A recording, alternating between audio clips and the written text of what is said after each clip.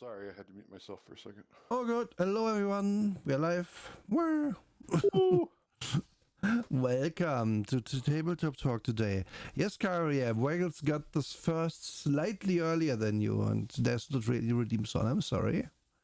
Yep.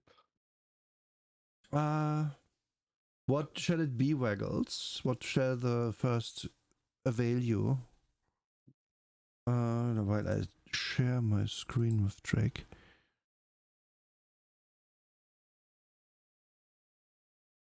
I think that's the right one. Yes. Yes, that is the correct one.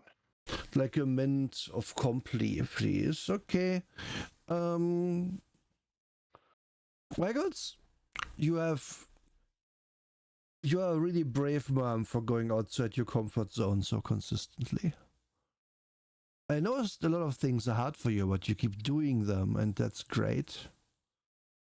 You don't just let the gremlins ride you like a horse.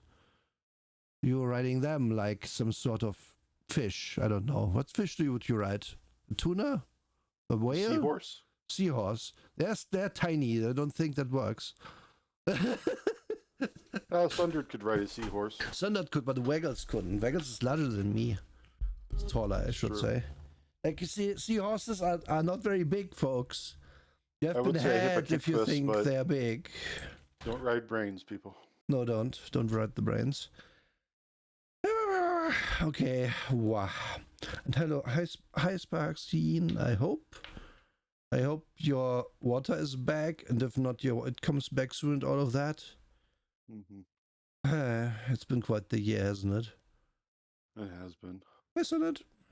Where? What do we do today, Drake? What do we do today? Well, we review Atomic Highway. Yeah, we do. Okay, do we have anything else before we do it? Do we want to talk about anything? I guess the episodes kind of can do news, right? So we shouldn't just do this today. Yeah. We can do whatever we want. It's our show. That's true. What was the revised figures for 5th edition sales? I forget. Oh, they are high, sadly. Yeah. This of course includes the pre-orders, but it's their best-selling book to date. And that means physical. That is not PDF sales. Yeah. Like 150,000, 230,000, something like that. Sweet jeez. Yeah. Yeah, again, that's including all their pre-orders, which they could, of course, plan for. The question really is, like, over 10 years, surely more than 150,000 people bought a Player's Handbook. The question is if sales will continue to be good. Yep. The question is this one of those situations where afterwards it's going to drop off like a rock? Yep. Or what? Also, physical book sales get obfuscated by the fact that since this is the big one, they probably were pushing very hard for every little local hobby shop to buy 10 copies. Yes. And the reason why there was early reporting about, there's no sales of it, is because Hasbro kicked out all their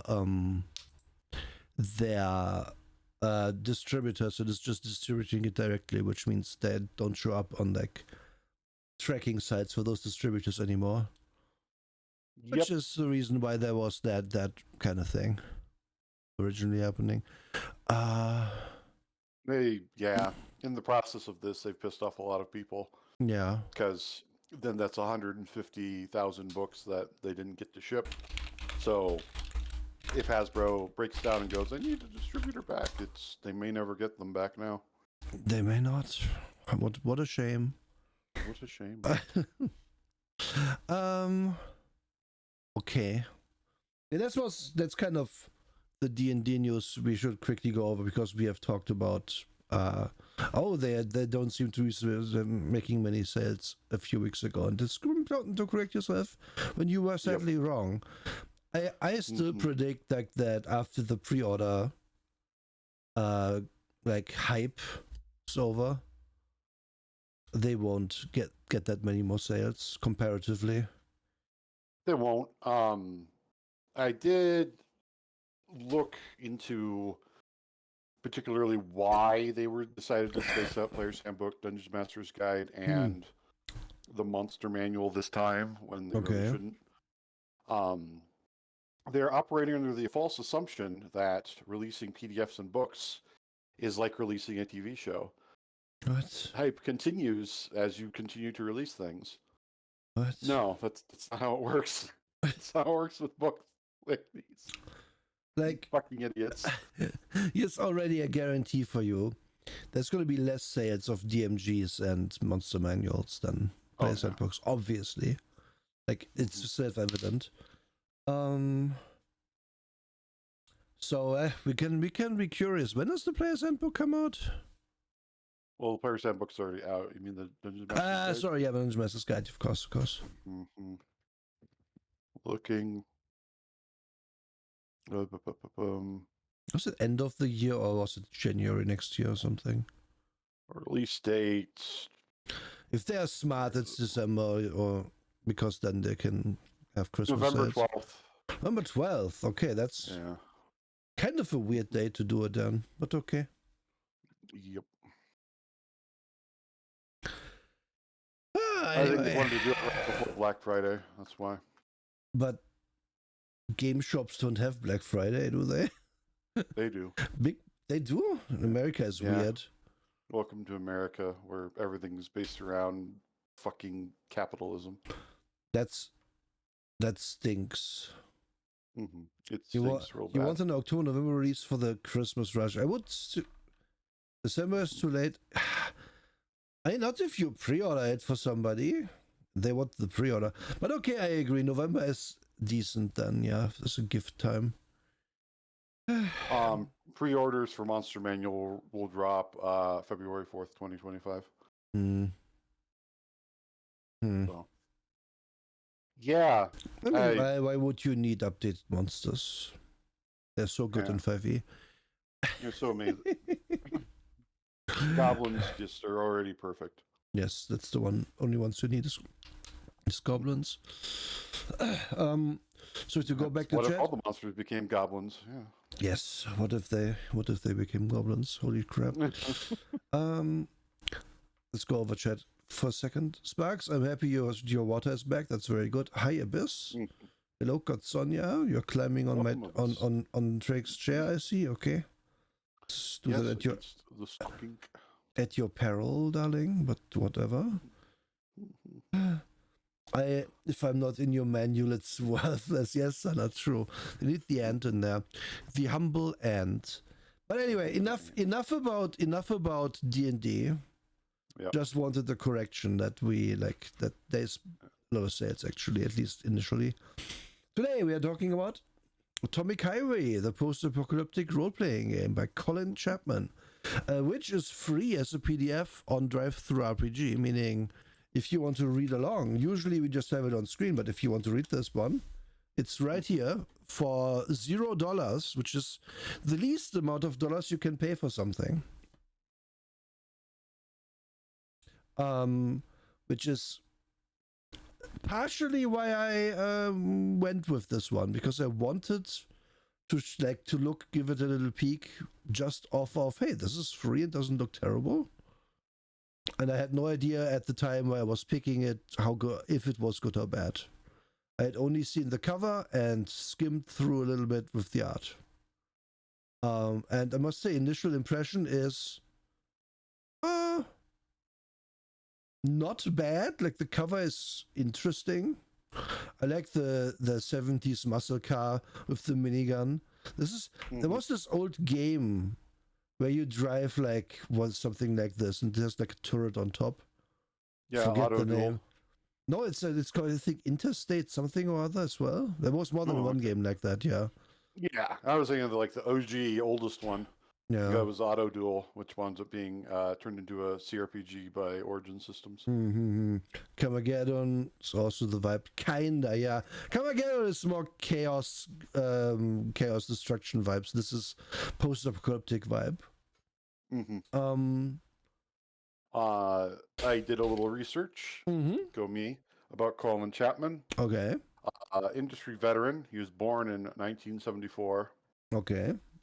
and he has done a lot. He did Atomic Highway. He did Cthulhu by Gaslight 3rd Edition. He did Castles and Crusades. He did Iron Kingdoms, which was Oh. a steampunk D&D spinoff. Hmm. He did something called Waste World Light. Gosh, he did books for All Flesh Must Be Eaten. He did one of the Lamentations of the Flame Princess Adventures, Machinations of the Space Princess, and the list continues. Like, he's been around, he's done a lot. You know, the Flame Princess thing, it might be a terrible game, but the names are really good. Oh, the names are really good, and then a lot of the people put into like the adventures and the spin-offs from it are just enormous. Yeah. Like, people do real research. I'm gonna look up this game now. Game. Because I think it was called Interstate 76. Yes. Yeah. Like, you were literally car, like muscle car with gun on it. Mm-hmm. And it's kind of a, imagine a car mech warrior kind of thing. And you're a cool Afro-American guy, I think, if I don't completely misremember this. Like, yeah, cool, awesome. But yeah, influences notwithstanding, and Mad Max, obviously the big one. And this came out, let's scroll down and look.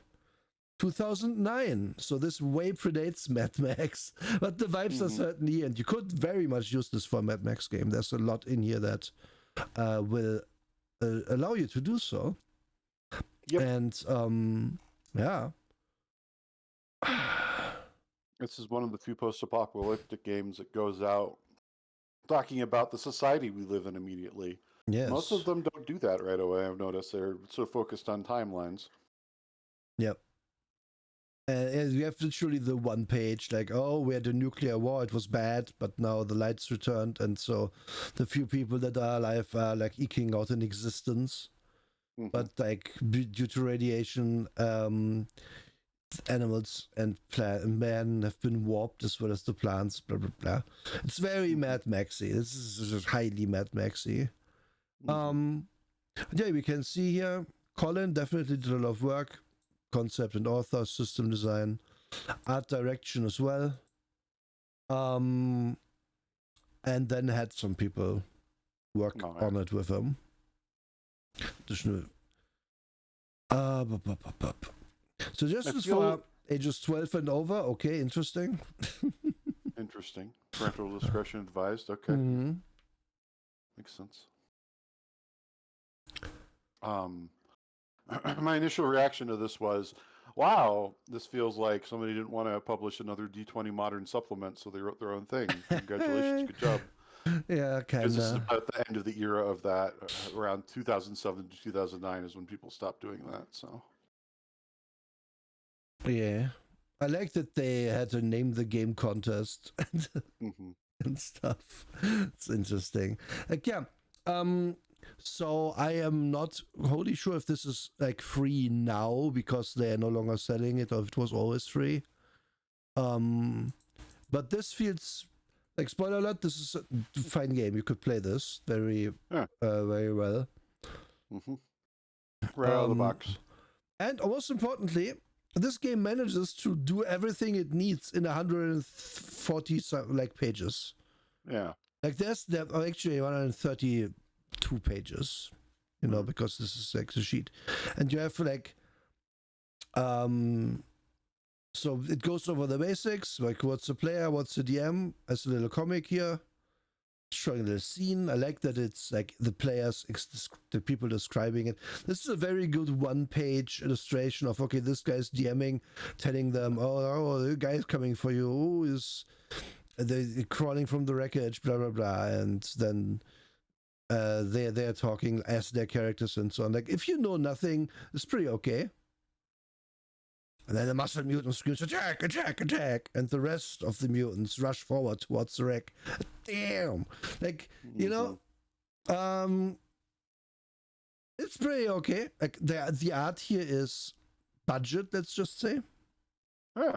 We will encounter this a bit more in the book. The art is passable, but it's certainly not like they didn't have $1 million to spend on it like D&D does. Nope. It feels like the guy who was assigned to do art for the college newspaper do this, which is actually a good vibe.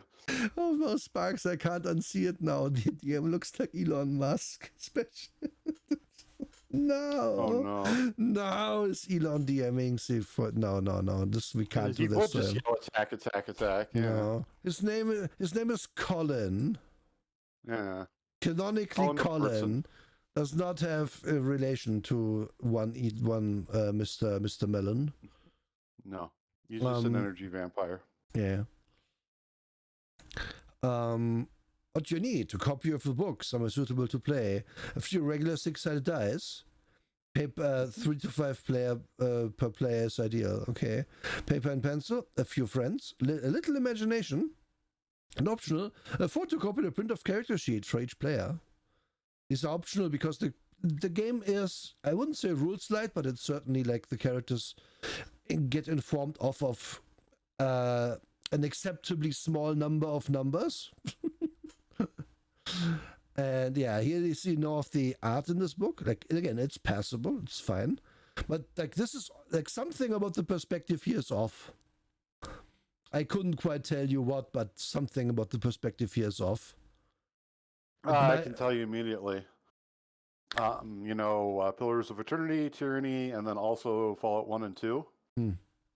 They're attempting to do those perspectives, but it's a little bent incorrectly. Yes, no, this is definitely Fallout inspired, don't get me wrong. Mm-hmm. But also like just the perspective of the buildings in the... Yeah. Like, if you look at this, its vanishing point is here. Like, the vanishing point is off the screen here somewhere, but then the wall is completely weird for that. Yes, it's probably because the wall does this angle, which it maybe shouldn't. If they just had the wall like that and put another thing here, probably would look better. But yeah, like again, it's passable. I like the use of light. Yeah. But also the shadows are not like, this is acceptable. It's just not amazing. Like, the art in this is doable, and it certainly feels way more personal than some of the modern D&D art that's come out. Like, they have this little smiley guy just drinking and stuff. Like, I like that. It's charming in its own way. Okay. So then they go really quickly in a few pages over the setting, like that we have supposed to be world overview. We have big communities called barter towns, which, well, they trade. We have steads, which are smaller communities. Remnant enclaves, which are like vaults, basically, but we can't call them that. It's legally distinct. Trog warrens, which is where people just live in caves and so on. Tribes, makes sense. Those are self-explanatory. We have tribals in this game. And we have raiders who raid people. Governance is very mixed, but usually not great. Trade is done by barter. We don't have caps and stuff, which has always been a stupid concept, by the way. I get why it's in the games, because you don't want just barter. But caps as a thing have been stupid at all times. Yep. Caps is what puts Fallout into the cartoon realm, in my opinion. This is why... Yeah, this is why the Metro games, where they trade in bullets, that makes sense to me. Way more sense. Like, the Metro games are intended to be way more, hey, this could happen tomorrow, than Fallout ever was. Which is fine. I mean, like, there is kind of a sliding scale between its own form of Pink Mohawk and Black Mirror Shades with regards to this stuff. Yeah. And I tend to like the realism with resources, but then, fuck it, throw in some super mutants. Yes. Like, that tends to be the way I do it. Like, the way people live should be realistic, but having crazy mutants out there is fun, so. Yeah, that's why, like, here, see Sparks, I agree that, of course, it's, to in a sense, Fallout is cartoonish. Like, it's retro punk style stuff. However, the good games always managed to put other currencies in. Like, Fallout 1 had caps because, well, we're gonna use them because we want some sort of money in the game. Then Fallout 2 had NCR money. and Yep. vault tokens or whatever they were. I forget what those were called. They were literally gold coins Yeah. in Fallout 2. Yeah. And then Fallout 3 has nothing because Fallout 3 sucks. But New Vegas has the Legionnaires money, and the NCR money still exists. Mhm. And they also use caps because they are like some sort of trade currency. But the problem with caps is that the inherent value is like a zilch. Mhm. So it didn't make sense why they would like be there. It's like literally cargo cult stuff. Mhm. It's not that I mind that. It's just that I want to point out that if you make your own game, it's a good choice to just say, yeah, it's barter economy. It is a good choice. Yeah. And if you are this is more for, hey, have your own generic setting, way more than anything else, and that's the perfect way to go. If you're going to do Yes. your wacky zany setting where you have 9 different currencies, go for it. Just don't make any of them shillings. Do not do the Yes. British money thing, please. Yes. No. This is, by the way, a thing that this book does not give you. It does not give you a setting kind of thing. There is a starting adventure, which has some communities in it, but they will not give you like, oh, this is our map of place. Just put like, here's Washington, the Washington Warriors control this area. No, that's not a thing. You can build your own place, but that's fine in these kind of games. You are not usually going to like. Politics aren't going to be a huge deal. Mhm. Like normally, they might become it in a long game, but to start, usually it's going to be in survival mode, trying to fix your car or whatever. Maybe kicking the ass of some sort of evil mechanic or whatever, what have you. Yeah, Mhm. perfectly salvageable. And then, yeah, talk about like people still need to eat, blah blah blah. They eat all sorts of things because, well, we can't be too squeamish in the post-apocalypse. No, and I've always prefer the the post-apocalyptic settings that don't shy away for things. Yep. Fury Road was a perfect movie in that they didn't shy away from the wacky and the obscene. That yes, we have these mutant, sterile, shave-headed guys running around who are basically their war slaves. Like, Yes. yes, that's going to be part of a setting. Yeah. Um. Yeah, well, I guess that doesn't explain why any place would start using them. Caps never made sense. I don't want to talk about that right now, though. Like, yeah, I mean, I know the explanation, but it's not even worth talking about. the one thing I would disagree with in the whole food thing is that they say it's only moonshine and water. There would be beer. Like, beer isn't very hard to make. Beer isn't hard to make, nor is wine, actually. Like, Yeah. the thing is that most primitive forms of wine may have been the very first thing we did, because it's not hard to leave some grapes on a rock and let them ferment. Yep. It is true. That is how real animals get drunk often. They just eat the fermented grapes or other fruit. Just why humans would know to like even try that. Yeah, like honestly, moonshine feels like step 3 or 4, not step 1 or 2. Yeah, because you need to still, you need to fuel it, you I need think to other stuff. I think moonshine makes sense because they would like, oh, we had a lot of cold not so long ago. We would know about like distilling down with the cold, like taking the ice away and stuff. Like, Good point. there's small little inconsistencies in this, but I wouldn't say it's bad at all. Anyway, Nah, not bad. like it's also very basic, to be clear. Like this whole section. Oh yeah, we have shelter. Like people live in old bombed out houses, or they use whatever they have, and then defenses might be build up barricades and such, and there might be guards in big places, but usually people fend for themselves, blah blah blah. Technology is very inconsistent because one place might still have electricity, another might not, so on and so forth. Like, it is all Fallout, it is what you would expect. I like this. Artists will show up a lot in this, and I love their style, by the way. It's very few lines, much in impact with this, and I like it. Kind of lends itself to like a pulp post-apocalypse versus, we're all smelly and dirty apocalypse of the postman. Indeed. Oh God, the Postman. This movie is so bad. I hate it. I mean, everybody just watches it for one scene, and I'm not going to mention what it is because this is a Twitch stream. Yeah. It's true. Moonshine is just a like umbrella term for home distilled alcohol. Yes, but the point is, beer and wine are kind of easier to make than, or as easier to make as moonshine is.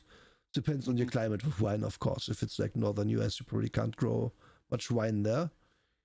Whatever the case may be, like these small things, you can just change them for your game. My point almost here is, yes, they wrote this, and they seem to have like a very Northern America, like Northern United States, Southern Canada area in mind for climate for this game, which is I would have written it more generically if I were them.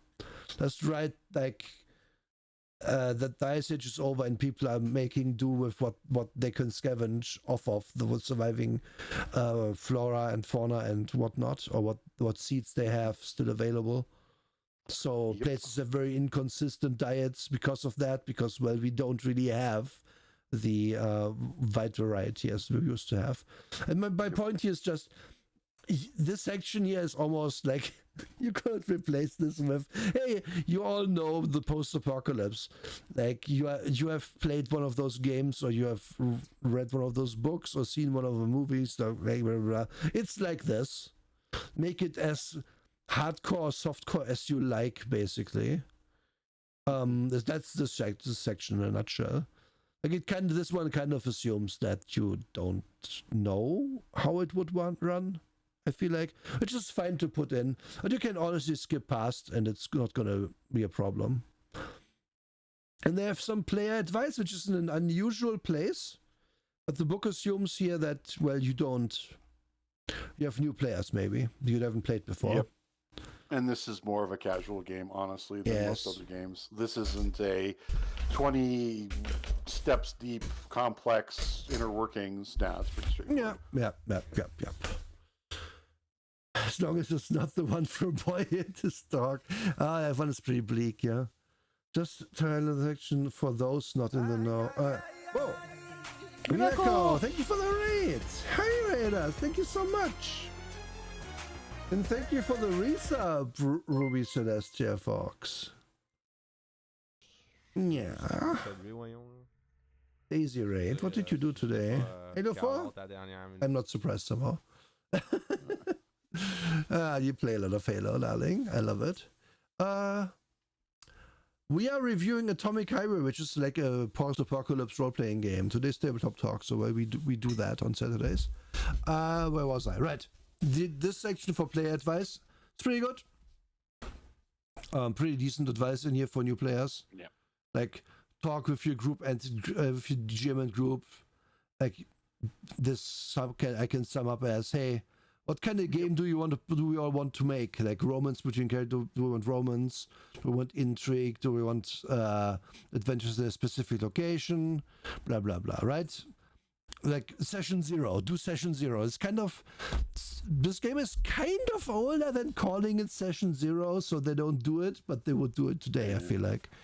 Yeah, they do it today. Like, it wasn't common to say such things in 2009. So. Yeah, and then they say create appropriate character. So meaning, if we are in a Mad Max setting, you might not want to make the propeller head survivor guy, though he has appeared in Mad Max movies. So what do I know?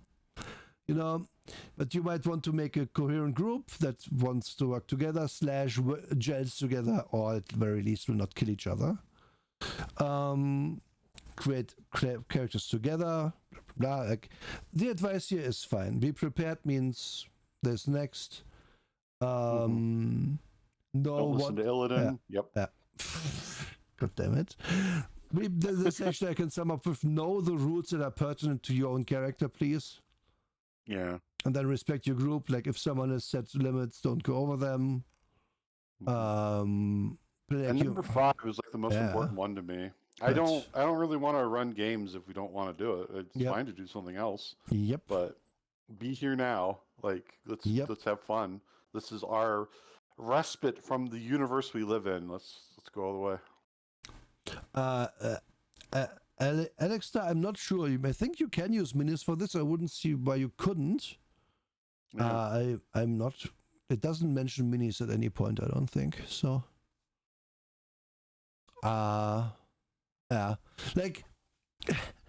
Yeah, this section, like, it packs a lot of very important info in a very small package. Like, actively portray your character and don't do stuff like, oh, be descriptive.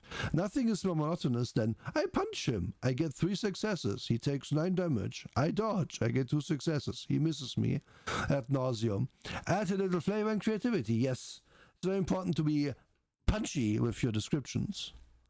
Like, if you have seen Drake and IDM, I feel like you know this, where we are like, oh yeah, that hits. Yeah, you whack him across the face and he like staggers backwards. Like something. It doesn't have to be like 5 minutes of description, but there should be something happening to give the success or also the failure a bit of a narrative through line.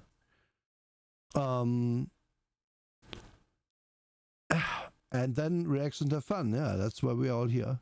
And again, this artist is interesting. Not sure why this is a mutant, but okay. I think he has short legs, maybe that's why.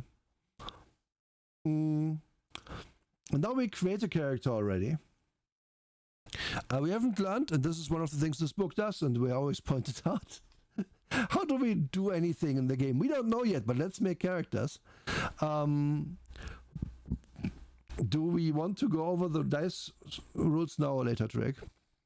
We should just do it now. Okay. Because it's simple. Yeah, it is very simple. Okay, I'm going to do it while I explain how to make a character, because literally they could have put it in here, they did not. Raider took my legs. Exactly. Exactly. Okay, we have 7 attributes, which are muscle, understanding, tenacity, appeal, nimbleness, toughness, and senses. This game is... They wanted to get the mutants. See it here? Very smart. Sometimes you do those things. It's like, again, this is a Falloutism where it's Fallout does the special thing. Which this game does not have luck, so it's not the same stats, so you know. But yeah, you get at 18 points to spend, and you have to put 1 point in everything, and you can put up to 5 points in one thing. So if you do 5, 5, 1, 1, 1, 1, 1, and then you have like 10, 11, 12, 13, 14, 15, you can put like 5, 5, 2, 2, 2, 1, 1, or 3, 3, 2, 2, 3, 3, 2, or whatever. And these will be the amount of dice you roll for any given check. So if I want to do something to do with muscles, I will roll muscle, and I roll 3d6. What success? We'll get to it. Then you could, because the game is kind of says we expect that you are playing a human or mutant human. You could also play a mutant animal if the GM allows it, though. And if you are a mutant, you need to roll mutations, which we'll get to. We'll look at that separately later. Next, what you do, once you have your attributes, you take muscle, tenacity, and toughness, double it, and that's your hit points. So logically, if any of these raise during the course of play, your hit points go up. And we have health tracks in this game. We do have health tracks in this game, and it follows the vampire logic of non-lethal damage you take once, lethal damage you take twice, basically. Yep. Works really well. Yeah. So, and then you have skills. First, you have natural skills. You get the following: you get athletics, brawl, melee, notice, persuade, shoot, and stealth at 1. What do skills do? I'll explain in a second. I want to go over. We also get a rearing and a pursuit. This is basically your upbringing and your job. If I had to give it normal names. I kind of dig it that they did it like this, though. Yep. because then it allows you to go, all right, I was raised by cultists because I'm not actually a cultist. I was just raised by them. Exactly. And then lastly, you can customize, which puts 4 more points into whatever the fuck you want. But you can only have a skill at 4. Like you can't go over 4. And then once you have done all that, you give your character a name and an appearance and all that good stuff. So what do skills do then? Well, let's look at this build character, right? We have here, what's his name? Iron Ghost. Originally Marcus Lenner. So he took the name Iron Ghost. Interesting. So he has muscle 3, he has athletics 2, and brawl 2, blah blah blah blah blah. Here's his health track.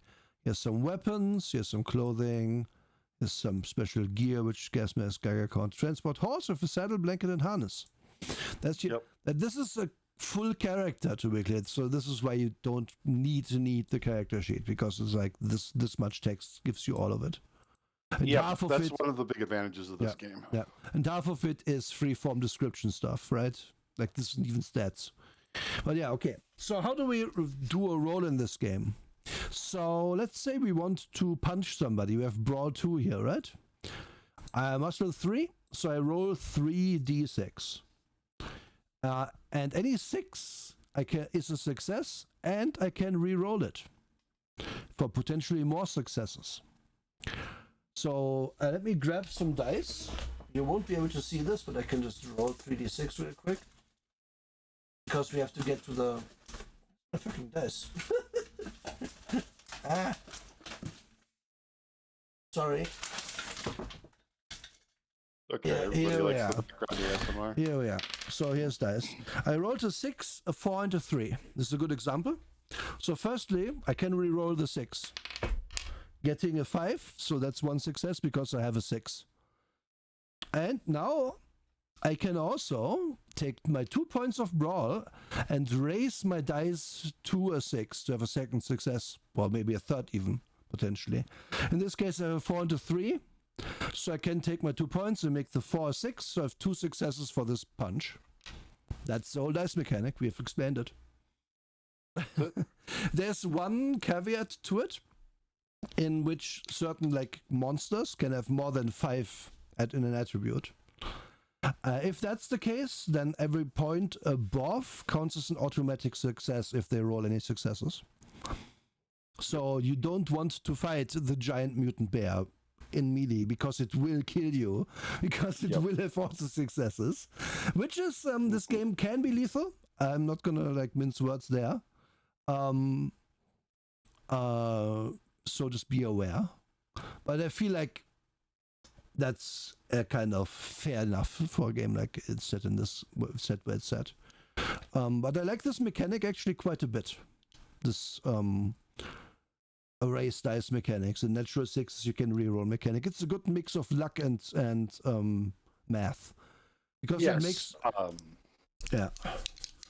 the basically ensures that the concept of your skills, so therefore you're guaranteed some measure of success, is actually baked into the system. Because which like is a lot better than most. Yeah, because even if you just 2 dice, right? The chance that if you have a skill of 2, don't get a dice to 6 isn't that high. Like all you have to do is roll 1 4 on 2d6, which is not unlikely. Right? Like, sure, you can roll snake eyes and then you're out of luck unless your skill is super high. But yeah, if you have 2 or 3 dice, you're most likely going to get something. It's also interesting from a like guaranteed success versus luck standpoint, because I can see a build that makes use of high skills versus a build that makes use of high attributes, both being kind of valid, because the high skills guy is always going to get like 1 or 2 successes, while high attributes guy, you're rolling and hoping. I think in the long run attributes should probably win out, but as we will see, as we see right here actually, new skill is 4 points, raising a skill costs new level times 2, and raising your attributes cost new level times 6. So attribute raising is just very expensive. So you're gonna get like kind of get what you get. So here's our rearings and pursuits.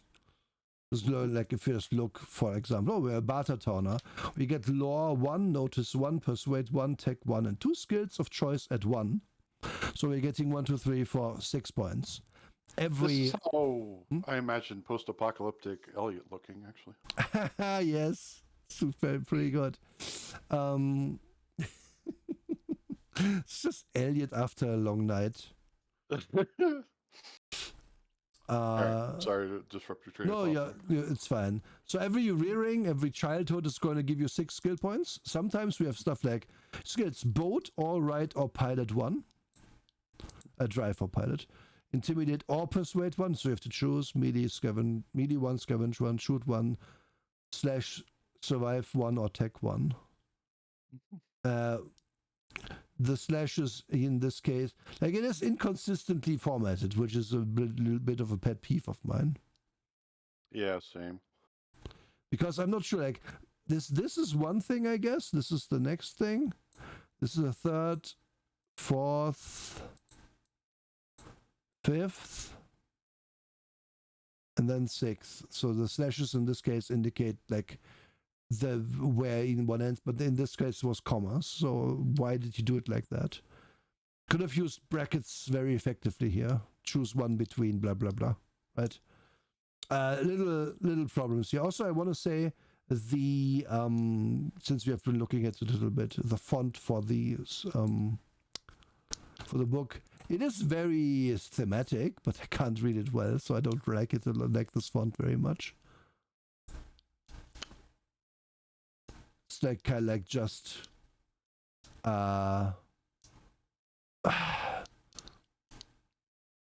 you could have found one that's more readable, in my opinion. Pet peeves. Again, like each of these gives you 6 points, and each of your pursuits will give you 9 points. So if we look at it, we get guaranteed points was I think 6 of them. Oh, 1, 2, 3, 4, 5, 6, 7 points. So 7 plus 6 plus 9 plus 4 is 13 plus 9 is 20 to 26 points to do with. And we are gonna land at skills like looking like many. Nothing is gonna really be above 3 unless you specialize, and you can't be at above 4 anyway. So that's the character. That's you're done once you're done with that. Yep, it's very straightforward. There are a lot of games like this that get really into the weeds with skill points. No, this one's simple. This one also has like we're gonna have skill descriptions. I look at this guy. Look, why is he such a fuckboy in the post-apocalypse? Look at him. I mean, that's how he gets by. He's a greaser.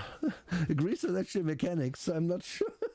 Again, this artist is really. I dig this artist style. Like, that's really nice. But look, like, my torsion wrench. Like, I want to know where you live to get this much protein powder for those muscles. Yeah, that's the other thing. Like, it is such a stereotype that all the time we keep showing like these Bowflex muscled people in like these movies, especially post-apocalyptic movies, when the reality is it's actually very hard to get muscle definition in the apocalypse. Yeah. I know you have time in the vault, but it doesn't mean you have the nutrition. Yeah, the nutrition or the particular like machine to stimulate that muscle group. True. I like this one because of the eye there. Yep.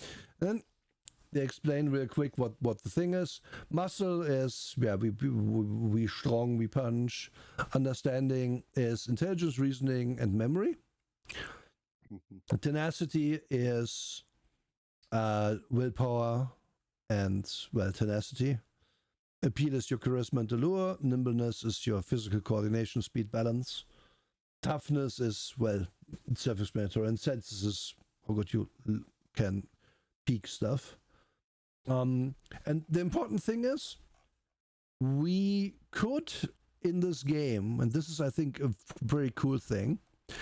So if we have a skill with say boat, right? Repairing the boat would be a skill check based around understanding. Driving the boat would be nimbleness. And maybe like I struggle to think about what else you would use, but like the skills aren't always tied to the same attribute, which is pretty good, because like very popular games like D&D don't understand this, where it's like, well, you're always gonna use blacksmithing with strength, even if it's like to think about it. Yeah, even if it's to do precise metal work, like yeah,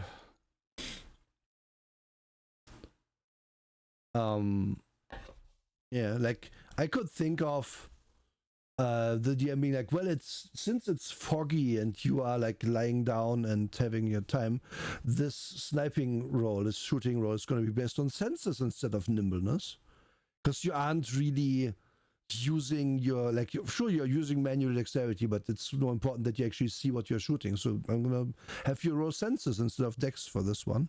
Makes sense to me. Same, I could see a situation where it's like, well, you're both fighting over the gun, so do muscles and shooting. Like, right? It's very freeform and good. In my opinion, it's a cool system. Yeah. yeah. And then there's also not really any fucking problems with the skills, because there's not 55,000 skills in here. Yeah. They give you a quick. Oh, sorry, you go on. I was just gonna. And if you want to add something, it's so easy because the skill set is so narrow. Exactly. There are games like this that try to make the skills cover everything, when the reality is it shouldn't. It should just cover the majority of things, or the typification of things. It should set expectations. But then if you want to do your Fallout game where there's like a specialized Vault Tech computer skill, put it in. Yeah, sure, absolutely. Like in this thing, I guess computer would fall under law. Maybe no, it's law, tech or law, depending. Like, look, this is good. I want to know what this is. She's fire. Total fire. Like, just like the how few lines this uses to make these characters look so cool. Yes, exactly. If someone knows who this is, then I would like to know, because I don't think they have a list of artists and it's not super long, so we could probably go over it. But let's see here. 3 different artists: ML Akia, John Baccaro, and Alex Owens. Okay. And Alex Owens used to illustrate D20 modern books. No wonder I felt something similar here. See, I guess this man had some of his buddies work on this, which makes sense. Oh yeah. Or toaster repair skill, exactly, Alex. You can put it in. Like, you can also be like, well, we won't be having any fucking flying machines, so don't pick pilots. You know. Oh, thank you for the better, no? This would be perfect for a Neo Scavenger game. Everybody has mentioned that concept to me, and I've just been like, yeah, but you just need to keep it simple, and then this keeps it simple enough. Yes. Oh gosh, Zoofinity. Finally, a game that doesn't say animal handling. I've been looking for one for years, and here we are, Zoofinity. Yep. That's good. I like that. Yep. And here we even have like the sanction by the player, by the writer, to be like, well, the skills are pretty broad. However, if you want to include a new skill, just do it. Like, right, you just have to clear it with your DM before you do it. Like, that's all. And how fast can I run? I also like this section. The V6 engine doesn't particularly concern itself with precise measurements of a character's running speed, because it's just like in the movies. Characters running reach their destinations as quickly and slow as the plot or drama dictates. Yes. The game will have, or does have, pursuit rules for car chases. Yes. Which is something I expected for this game to have, and it does have it, so great on you. Yeah, let's see how it measures up when we get to that section. Yeah, let's look at it once we look at it. Next thing we have, though, is your mutations, if you want them. So you would just, so if you have the floor muti, you would roll 2d6 essentially, one vertical, one horizontal for your good thing. Roll 2 dice, place the results in either order, and cross-reference previous chart. Second mutation, if you want, also requires to run the floor chart, so you can get one good mutation. If you want a second mutation, you must also take a floor. I remember remembering you get one each time. Oh yeah, right. The first time you take mutant, you get one difficulty level.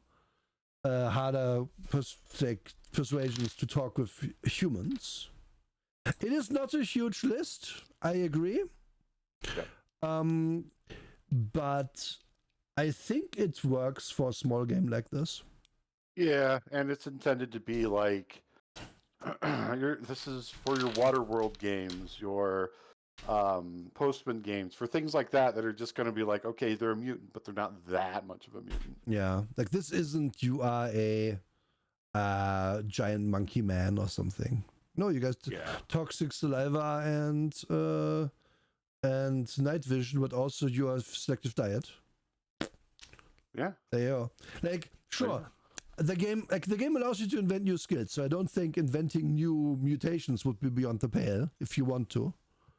Like there's in a small, like here's the thing, right? I want to quickly go over this. If I have a book like Pathfinder, which is like 10,000 pages long, or at least it feels that way.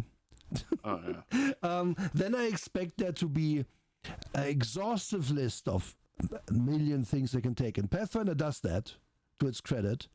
Pathfinder has so many things in it you can take.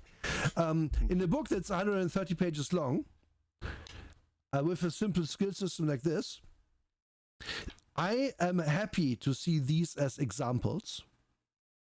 I'm very happy to be like, okay, if you want to roll on the alternate table I made, which has this many mutations again, which I wrote as the DM for the game, then great, let's do it. If you want to make mutation more of a thing, do it. But these are good, like these are enough for what I need as a DM to be informed what a mutation in terms of power level should be, right? So if you look at one, for example, Armored, benefit, the character has some form of natural armor with protection too and can wear other armor over it. Possible traits, pangolin-like scootles, rhinoceros like tubercules? I don't know how to say that. Tubercles. Skin studded with osteoderms, which is what I think trolls in Shadowrun have. Yeah, that's what they have. The osteoderms. Yeah. Echolocation, bat-like ears, a nose leaf, bulbous melon on forehead. I didn't know you were in this game, Drake. I didn't realize. Yes, my bulbous melon on my forehead. Oh, you mean that? Yes. I mean the art.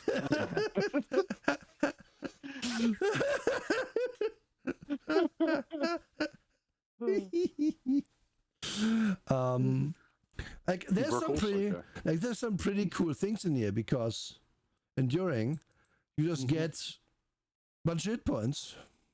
Like quite honestly, I would not want to play a normal human in this game because there isn't really much to distinguish one from the other. There really isn't. No. The mutations make this more interesting, so I would just give everyone mutations. Yep. Like, the thing with this game is that it sets out to be something a little generic, so that's why I didn't lean so hard on the mutant side. But if I rewrote this, or I told them, hey, this could use a rewrite, here's $500 or $5,000 to rewrite it and add some more art, I would just want 5 times as many mutations and on a similar power level. Yeah. I'm just looking at their book list for this game. Is there other books in this for this game? I should have looked this up earlier.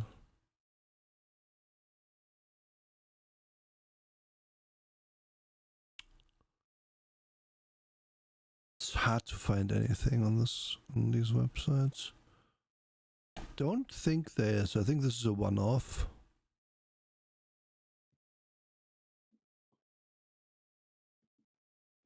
Yeah, it's pretty much a think it is a one-off. one-off. Yeah. So all the more reason to be lenient with this and be like, hey, yeah, sure. If when a mutation can be that I get toughness ×3 instead of ×2 hit points, then that tells me a lot about how strong other mutations I might write should be, or mutations you might want to have for your character that we can then write. Because I would of course also allow people to just choose stuff that makes sense for their character. If you want to be a poison frog, you would take toxic saliva. There we go. That's easy. Which, of course, some of these are also worse now. Like toxic saliva specifically, you have to bite somebody. It's not that great. Could potentially give you some problems as well. And then there's like little things that are bad. For example, Swift. Character has athletic 6 for running. But we just went over that. How fast can I run isn't important. I guess I'm just faster though. And that's the problem if you write a tiny book like this or a small book, that these kind of inconsistencies will usually be there. Because if we look at athletics skill, it's going to tell us that, oh yeah, this is your running and stuff. Climbing, jumping, sprinting, long distance running, accuracy, throwing and catching, and so on. It specifically includes the use of thrown weapons such as rocks and spears. So cool, but so I can run faster than other people, but we still arrive at the speed of plot, you know? Small things. Yeah, who would do that at? I don't know. Maybe me. Maybe I play the frog. These are nitpicks, though. I'll come right out and say it. This is a nitpick by me. Because, again, in a book that is 130 pages, I would rather have 5 lines for athletics than I would have an exhaustive explanation of what athletics is and how I use these skills. Like, they give some examples here how skills are used. That's cool. That's enough, honestly.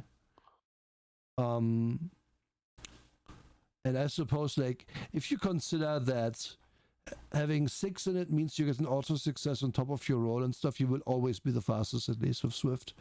It's just inconsistently written in the book, but I'm lenient on this because it is a smaller thing.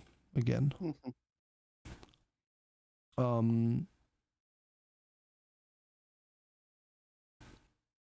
And they explain like the different things you can have as negative. So fragile is really terrible because you get on like hit points are cut in half. That one is ouch. Yeah. You're gonna die. Yep. Like some of these should be like 2 flaws, but that's just one example of them. Fragile, I would say, is like an NPC flaw. You don't want that for your players. Yeah, I would say pick your flaws and your mutations instead of rolling them. Or just pick one mutation because then you don't get a flaw. At least a mutation flaw. Okay. And then we get to arms and armor. How do these work? Well, armor subtracts from the damage you take. There's 3 levels of armor, 2, 4, and medium, light, and heavy, which do light does 2, medium does 4, heavy does 8 points of reduction. You're like, well, that's a lot of points. How much damage does things do? Well, the answer is a lot.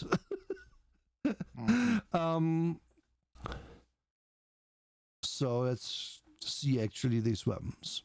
So if something has a N at the end of the damage, it's non-lethal. If something has an L, it's lethal. Yep. L is lethal. Yes. I mean, that's why they're called L Racer. Exactly.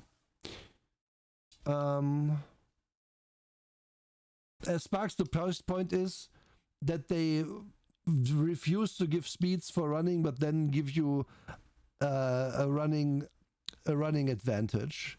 Like you are faster, but you're not. It's unclear how fast you are and stuff. It's not really inconsistent. It's just like information that could be there is not there. I'll say it like that. But yeah, I want to get to the damage more so. So an axe, which is a one-handed weapon, does might or muscle plus 8 lethal damage. So armor seems important because a normal character will have like 16, 18, 20 hit points, something like that. And if you get hit, yeah, it is realistically deadly, let's just say, right? If you get hit 3 times with an axe, I don't fancy your chances. They might not die immediately, but you're probably not gonna make it. I'm Magpie, I'm doing good. And yeah, like there's also like if I had to say, let's go down here, where it gets really ridiculous, because a heavy machine gun does 24 lethal damage, a trebuchet does 60 lethal damage. And I'm sitting here like, what do you mean it's two-handed? What do you think a trebuchet? Two-handed. The chances, I have to pull the lever with both hands. You know? the chances that you fucking get hit in the face by a trebuchet thing is so low. And yeah, you will die. I agree. It should not be survivable, but it's kind of funny that they give two-handed. They might just wanted to like put something else there instead of the two, but whatever. But yeah, some stuff, ballistae, grenades, do a lot of damage, and you will want armor and you will want to dodge, which we'll get to how that works. The game is deadly, we see from this. And the way to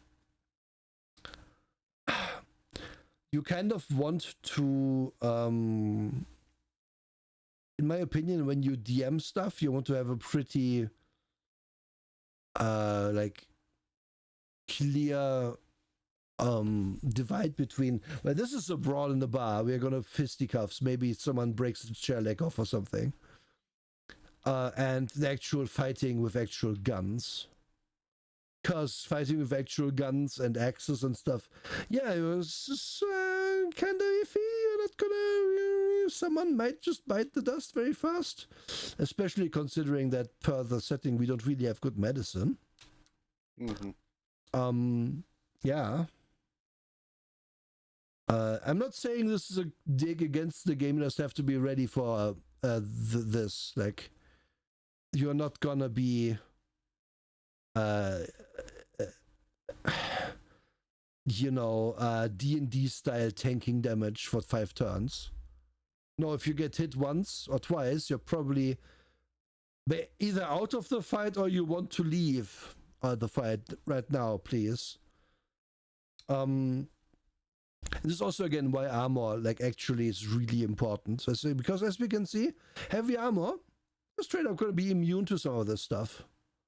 So it's going to hit you with a chain while you're in heavy armor. Who cares? Light flail, I would argue, should do more damage than 4, but okay. Some of these numbers are debatable, basically. But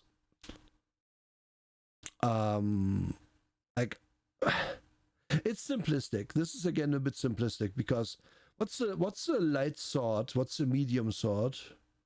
Yep. Like, these are questions that I would ask at the table immediately. Yeah. And it's okay to provide an example in parentheses after it. Do something. Because if the answer to a light sword is, a rapier or something, then I will be like, how come they used them when they had plate mail? More so than swords to fight, even. Yeah, because they're accurate and they're stabbing weapons and they can go in between the armor plates, right?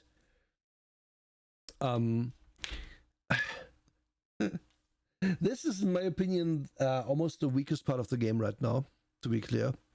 Because these weapons are a bit too guaranteed or unguaranteed in their damage, right? Oh yeah, it's a bit too extreme. A shove, like how much damage does a shovel do? I would say a shovel is maybe a medium axe kind of thing, because makes sense to me because shovel is pretty sharp actually when you hit someone with that end of it. So an entrenching tool is used in that way too. But yeah, like also, we'll get to like can damage be increased if we hit better? Well, we'll see. We'll get to combat soon.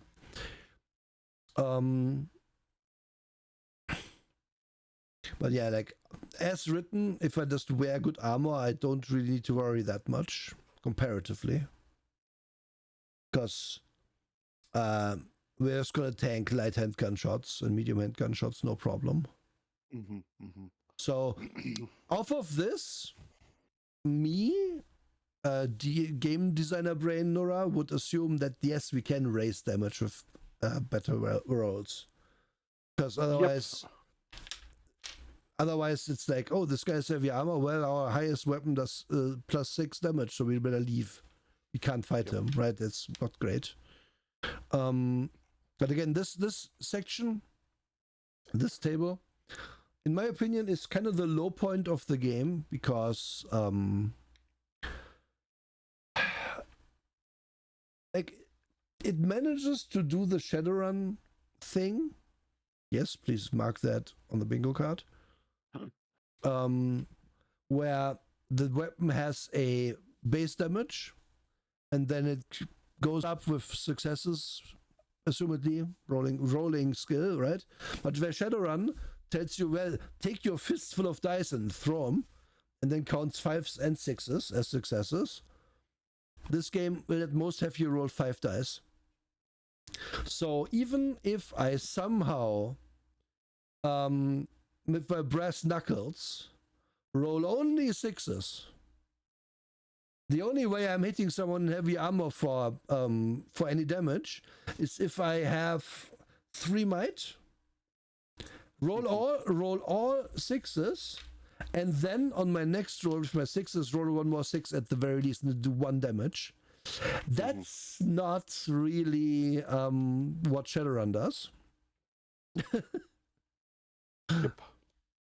Because that is the throwback to other systems, like previous White Wolf games where you would roll damage. Yeah, because what Shadowrun does, to be clear there, where the difference is, Shadowrun has has it made such that the gun damage and the bullet and the armor value usually in most situations, like there is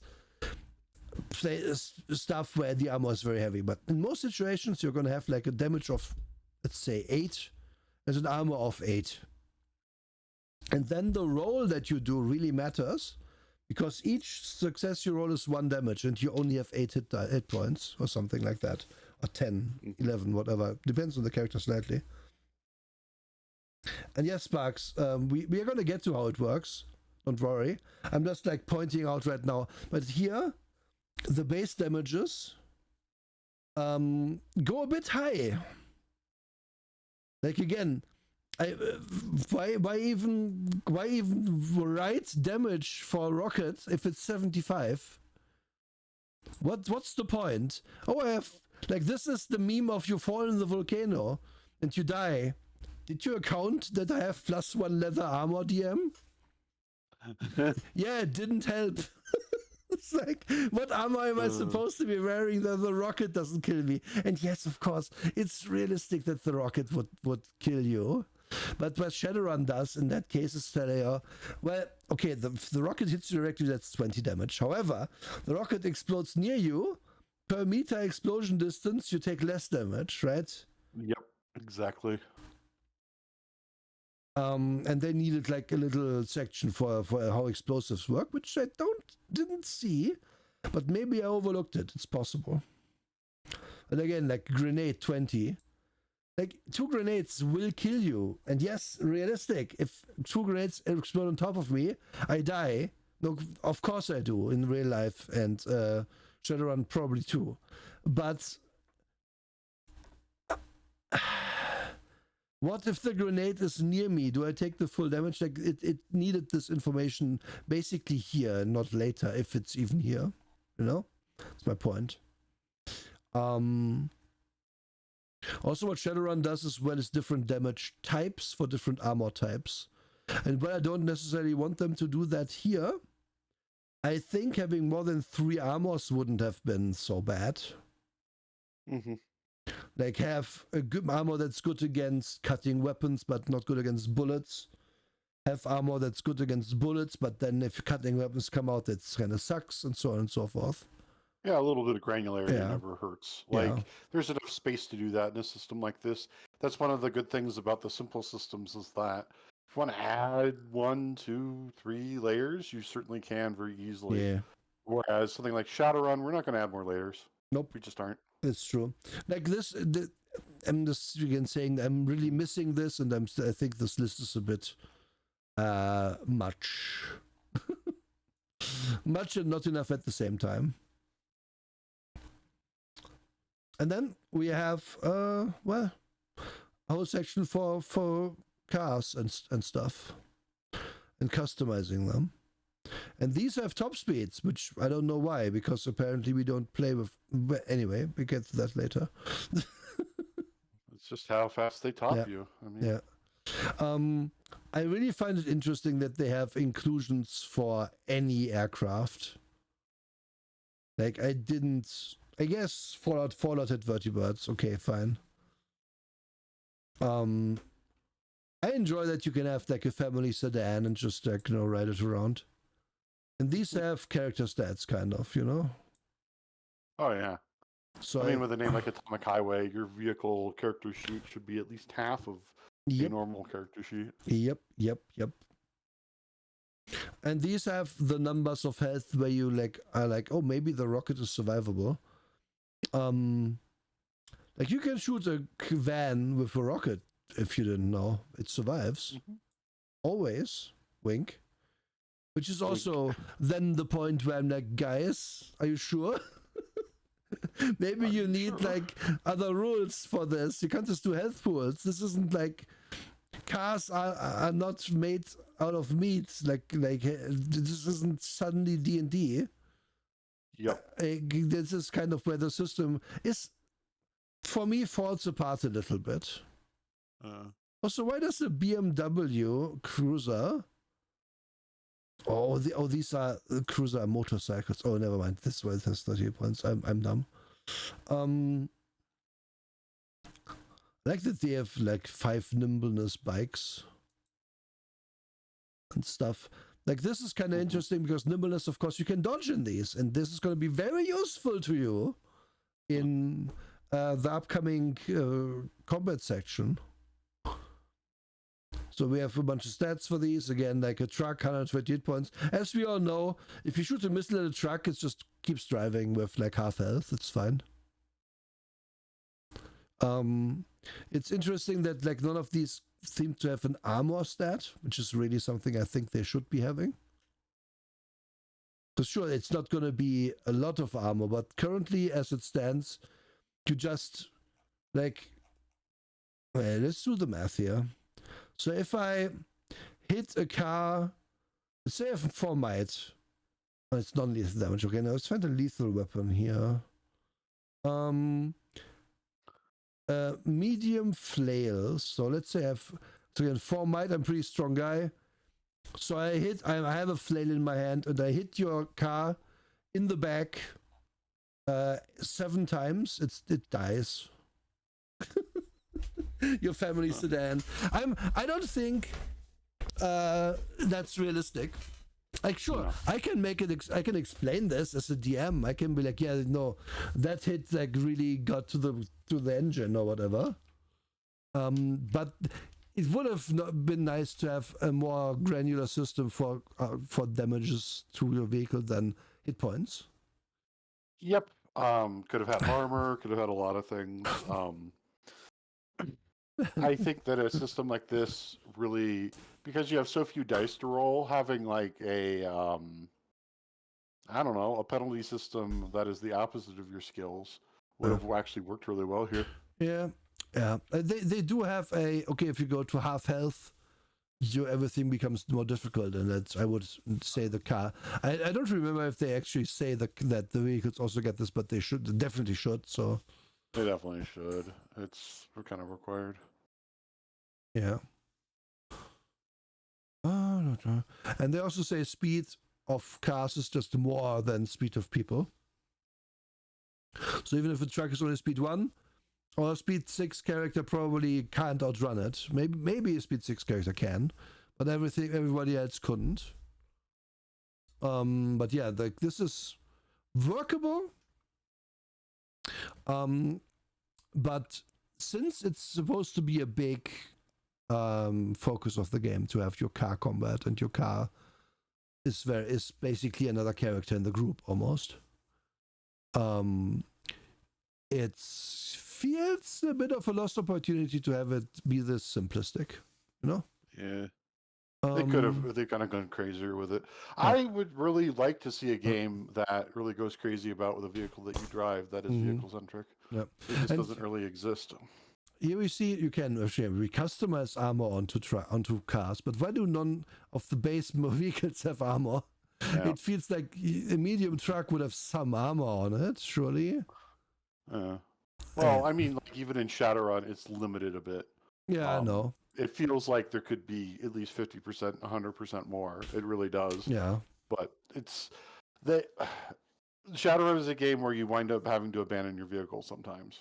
Like, it sucks, but that's what happens. This is the game that's Mad Max, where you live and die by your vehicle. Your vehicle is your samurai sword in this game. Yes. So it would make sense to have a ton of customizations. Yes. And how does this work? Well, depending on your vehicle skill, you get a certain amount of points, with which you can purchase customizations. We'll get to that here. So, like, emergency sale. I love that. A cost of 1 to have a sale on your truck. And stuff, and so on. I just choose these. There's a bunch. There's a lot of them. And then you can even put weapons on. Now, if you just have a light machine gun, it costs 1 point. Can I take it with me? Probably. I don't see why you couldn't. No, I don't see why not. I mean, we all want a trebuchet on our vehicles. So. Yeah, I don't know if they know what a trebuchet is. Like seeing it again, I'm not sure if they know what a trebuchet is. I think they just think and assume immediately ultimate medieval weapon. Yeah. It does seem accurate, Kate, yes. Like, again, now I would get the extreme armor every time. Our vehicle must have muscle 5 for it. I would just try to get that, because 20 armor makes you immune to so many things. Mm-hmm. This is why having the damage values be as they are and so on. Like, okay, it would be difficult to balance this differently. I'm not really sure how I would do it. Yeah. But I find this section a little weak. But it's still playable, like, to be clear. I'm not saying it's terrible. I'm just saying this would need some work on my end as a player, as a DM, before I wanted to run this game. Oh, yeah. I would want to add a whole bunch of options. Yeah. I would want to go back and be like, okay, we need more vehicles. Maybe we need, like, 3 states for the vehicle. Once you deplete this health, now the vehicle's impaired. Then once you deplete further, then the vehicle is just stopped, but it's not totaled yet. Yeah. Kind of Lancery, but minus the nuclear explosion at the end. Yeah. Also, the flawless is a bit too small for me, because it basically has decrease 1 attribute or no cover, so the armor doesn't give cover to you. That's a bit lean. Could have thought of some extra thing, like very loud, for example, would be classic. Stinky smoky would be one. Just looking stupid, like you're driving the mystery mobile around in the post-apocalypse or something like that. You know, could have used some more of these, but it's again, this game is a small game for what it is. It's okay. Also, we have Nightboat. We have Nightboat over here. Nightboat. Yeah. And then scavenging. They have a big scavenging list of stuff you can find, which is cool. Like, it's just literally several pages of stuff, and it's 36 possibilities for each of these. Like we can roll on each of these tables actually. Let's see. So let's see, and we find some antiques. 1 into 6. So we found a manual hand mixer. See, that's already great. Imagine if you're like, fuck, we need parts for the car. We need to get away. The skull doomers are gonna be here tomorrow. Oh, great! I found a manual hand mixer. Look, I can whisk something with it. And now apparel. Let's see, a 3 into 1. So let's say we found 1, 2, 3 slacks. So we have 2 slacks as well. We found 2 slacks. Like, yeah, this is funny. This is good. Automotive stuff. A 2 into 2. 1 to 6 bottles of engine cleaner. Okay. Found 2 bottles of engine cleaner. Keep rolling 2s here. Farming stuff. This is like, depending, of course, what we are looting, we will roll different tables. Works total sense. 3 into 1. A large fuel tank with 50 to 300 gallons of gasoline or diesel. Like, this is probably... What the heck? We are looting a farm, so we're not always going to get food. But we are mostly getting food, I guess. Actually, no, only 1 we get. Is there any food in here? Not really a lot. I guess depends. Now, for foodstuffs is its own thing. Okay. 5 and a 3. So 1, 2, 3 bags of pasta. Oh no! 2 The bags of, pastacalypse. 2 bags of pasta. Houseware. 2 and a 5. 1 to 6 pillows. 5 pillows. And library media on, we roll a d6 first and then, wait, do we? Oh, this is the format and this is what we find. Okay, so format, book, 6 and 1, a math reference book. Oh no! Oh my god, our loot has not been very lucky today. Lawn garden, Son math. Oh no! 4 and 6, a leaf blower. Pasta, math, and a leaf blower. Yeah, like this is, by the way, like, okay, of course, like having 36 what you call it, results is not going to be long term enough, but this is more than enough to get you started. And then, like, it is also at the point, for me at least, where we are like, since this is probably the group finding this, it's not like not each person rolls, right? It would be really funny if they keep rolling for leaf blowers and keep finding them and they can't do shit with them. I would find that highly funny as a DM. Not as the player, though. And medical supplies. 4 and 5. What did I do to you? Like, now suddenly you're excitedly rolling on random generation tables. Did the Starbound, Ironforged, whatever it's called, really break you that bad? Well, these are good tables. These are good tables, Drake. We found imagine going to the fucking infirmary to loot medical supplies and finding a folding wheelchair. Yes! This is perfect for a wheelchair fight to establish dominance in the wastes. Yeah. These tables are good, yeah. These tables are fine. These tables are honestly good to use, like, in any game, basically. Any game that would have find them appropriate. Military, 6-3. 1d6 tear gas grenades. Yeah, nice. Yeah. Spotting guards, let's keep going. 3 and 4. 1, 2, 3 sleeping bags, and then tools. I think it's the last one. 3 and 2. 2d6 metal pipes. 9 metal pipes. That feels very, very like. Wait, did the makers of 7 Days to Die just implement these tables? I think so. And just weigh them heavily for metal pipes and. I think they did. This also is reminiscent of the random generation tables from Double Bear Games Dead State. Yeah. You go loot a hardware store, nearly all this stuff is in there. It becomes a plot point that you go and you try to find concrete so that you can build concrete barricades. Like, I could see how all of this can be implemented into something.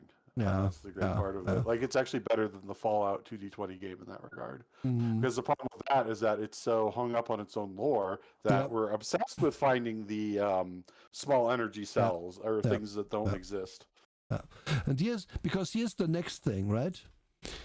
I kind of glossed over it to get to the tables, but when we roll that we find the leaf blower, we also roll if it's immaculate, battered, and usable, or damaged but repairable.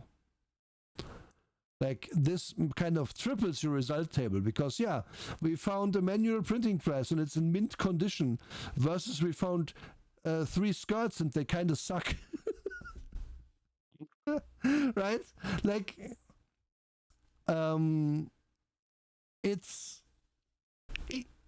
there's enough here that I really like these tables, basically, what I'm getting at. Yes, this is good. This is solid. Most games don't have this much who do post-apocalyptic. The only other one I can think of is like maybe D20 Apocalypse, but even then they didn't have as many as these. Yes. I don't think. Obviously, in some cases, like the foodstuffs, if you roll like damaged cans of soda, I don't think that's really foodstuffs anymore. So it's not always applicable, but you have a brain, you can figure this shit out as on your own. Oh, yeah. I found damaged bottles of whiskey. Great, thanks. I found nothing. No. These wouldn't be damaged, but whatever. And now, this is kind of, we explained the basics of the game before, but now the game is like, hey, by the way, this is how we roll dice here. In case people missed it the first time, I'm just going to explain because it's so fast. If we have a muscle of 4, or 3, let's say, and we have a punching of 3, and we roll our 3d6s, let's roll them. I rolled a 6, a 3, and a 5. I would have firstly 1 success because I rolled 1 6. And I can re-roll that 6 for additional successes. I did not get another 6, so that's just 1 success. And now I have 3 points from my skill of 3 to buy up these other dice. So I can buy up the 5 with 1 point, giving me a second success. And then I can't buy up the 3 to a third success. Because, well, I don't have 2 points left. So I would have 2 successes for my attack. It's very fast. And it's very playable. And both skill and attribute have a point to them. Because if I only have attribute, even if 5 dice, sure, the chance that I roll a 6 is high, but it's not guaranteed.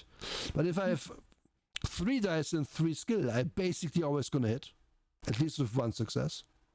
Because the chance that I roll only like 2s or less on d6 on 3 is very minuscule.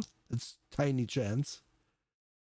One other thing the system does is that they provide the V6 engine probabilities at the back of the book on page 124. Yeah. Yes. And for those of us who are not as math-brained. Yep, we're going to look at those in a second. I want to say, if it's pure attributes, the attribute stands in also for the skill rating. So if I'm just like lifting up something heavy, I'm not just rolling 3d6 for my might. I also have 3 points, but it's a special case because it's a pure might check. It's not tied to a skill. So mostly you need the skills. And they have a mechanic for fumbles, which is where all ones means bad things, no matter what. And even if you have master skill, even if you turn it around with the master skill to so that one of the ones is actually a success, bad things still happen. But these should be dangerous or embarrassing, but not outright lethal, as they say. And competing roles, well, works exactly how I would expect both people do this, and whoever has more wins. Very straightforward. Yeah, and like, if they tie, same skill rating wins, and if they have the same skill rating, Highest attribute wins, and if they have the same in both, there's no clear winner. Yep. So you might say, well, that seems very multi-step, but it's very quick to figure that one out, since these numbers are so low. And it's also not that likely that you have that situation happen, because you have to tie in the rolls and then have had the same amount of dice and skill in the first place. So it's like, yeah. Usually somebody will win. And then they go for like what's a tougher task. Well, you might need more than one success to do something.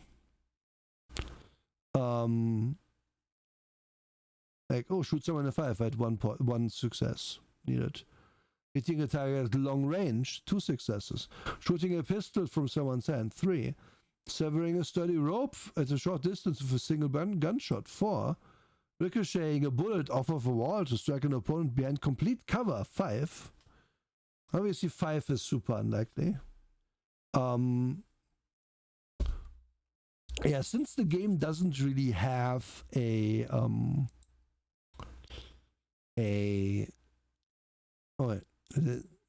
stupid. It has fortune. I'm stupid.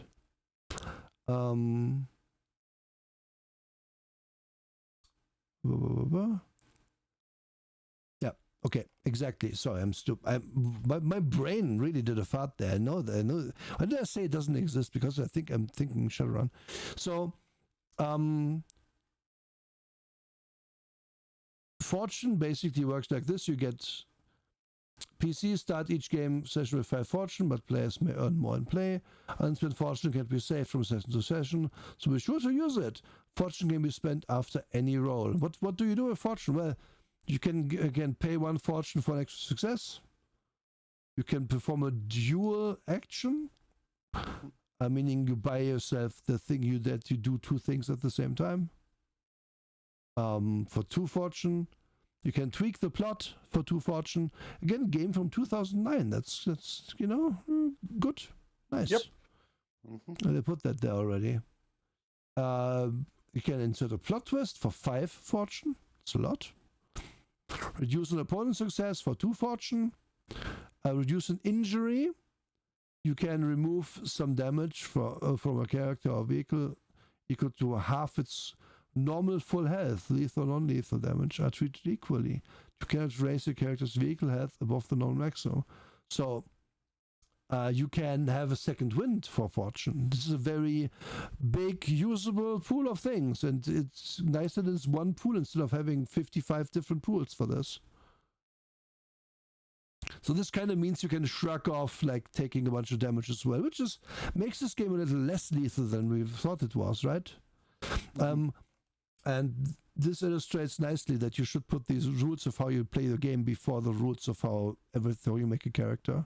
Yep, because that's the big ask, honestly. Like, we already know it's post-apocalyptic within the first few seconds. The rule system is really the big ask at that point. Because if you don't want to do post-apocalyptic, you're not going to go any further anyway. Yeah. And then you earn fortune, basically, by DM fiat. If you or the group thinks you did a cool thing, you get fortune. Or you did cool dialogue. Oh, you did a cool stunt. You did dedicated to play good role play, good characterization, good problem solving. Like, basically, if you did a cool thing, you get a fortune. That's the rule. The game is fast and loose with it, which is cool because again, the game is pretty deadly. So you might need it. You might need this fortune very quickly. And now we get to combat here. They have an initiative rule which is like, go in terms of nimbleness. If your nimbleness is the same, players go first before NPCs, blah blah blah. It wants players to sit in nimbleness order, which is kind of funny. Like having played Fabula Ultima a few times, I'm such a big fan of Who Wants to Go Next. It's so good. It works so good. It's especially in the live stream. Holy shit! Like, it's way more on you, the player. How do you want to create the strategy with your fellow players? Do you want to discuss somebody going first so that they get hit, so that their eyes turn black, so that they become evil dog temporarily? Yes. And here's like an important little thing as well. Many games say, oh, this is based on your nimbleness, on your dexterity, on whatever, making the already best stat the even better stat. Like, if you can take anything away from a dexterity skill, usually you should in as a game designer. Why? Well, because dexterity is usually going to determine if you do damage in a game in with your gun or with your attack. No, in many cases. So why must it also determine initiative order? Like, yeah, sure, in a simulationist game, I agree, maybe, but even there, I don't really agree. Anyway.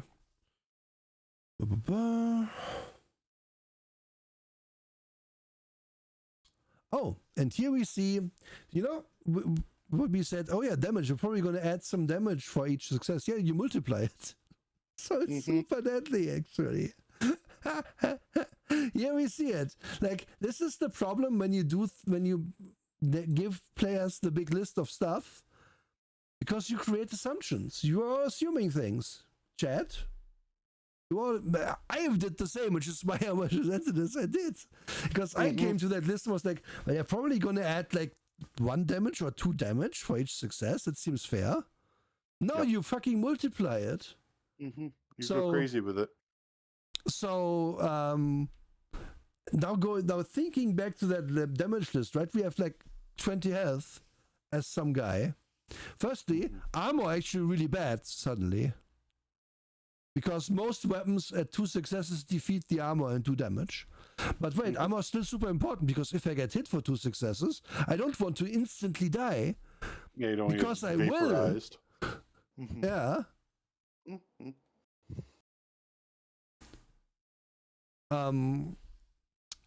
So this also informs me as a DM being like, okay, my mooks don't need super high skill, because I don't actually want them to constantly kill characters in one shot.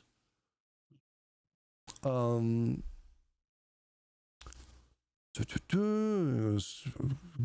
how like specific. I have some specific melee things here, which is bear hug and stuff. Like, yeah, you can have rules for some melee stuff, but who cares?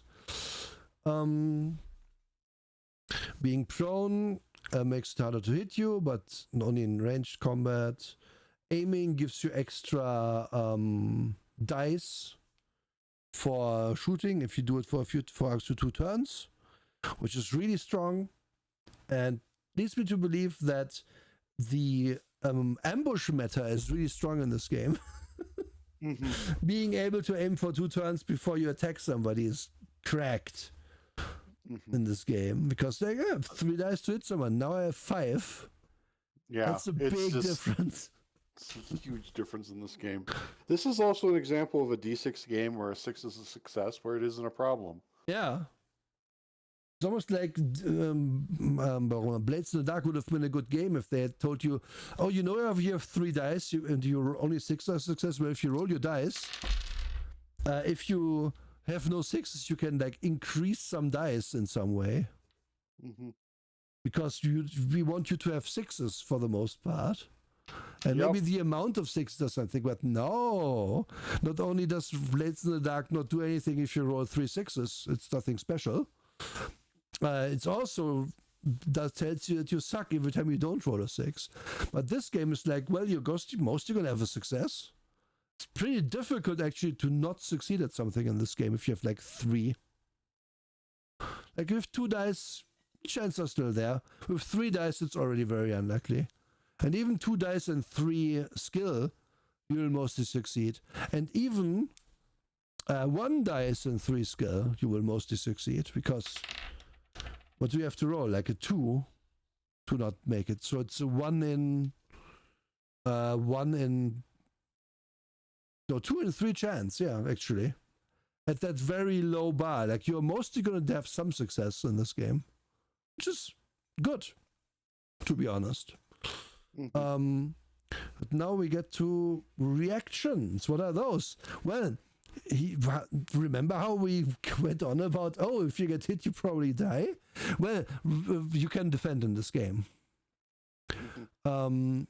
You have your notice score says how often you can do it per turn, which okay, makes that important for sure.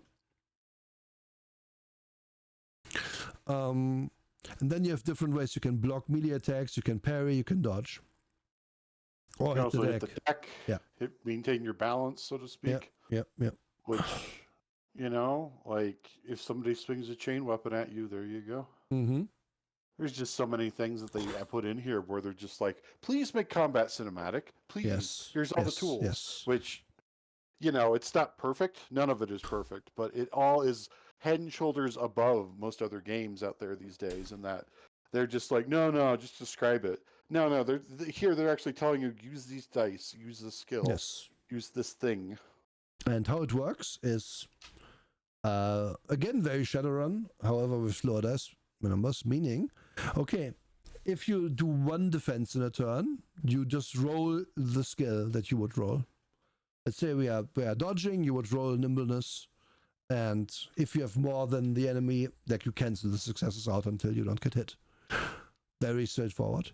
But if you have to defend again after that, you subtract the dice from what you roll. And if you have more defenses after that, you subtract more dice until you have no dice.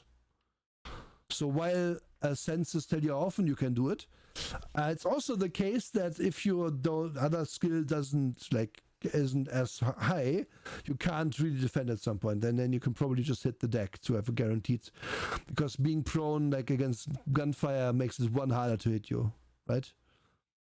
And hitting the deck is also effective against grenades and stuff. Because doing it reduces explosive damage by 10. Yeah. For each success you roll on the hitting the deck roll. That's how you survive that rocket launcher. No, you still don't survive that thing. But you survive grenades pretty okay. Yeah. I have to survive that trebuchet. Yeah, the trebuchet isn't explosive. The trebuchet you dodge. It hits so hard though that might as well be. I have done some dice rolling to simulate it, and it turns out grenades are actually pretty bad at killing anyone. Yeah. Because it is not that hard, again, even with middling skills, to hit the deck successfully enough that you just make it. Mm-hmm. Then if you factor in that you have the luck skills, the fortune points that you can use, you're actually more survivable than you think, but you do depend on the fortune, especially if you have lopsided odds in a combat where it's more enemies than you.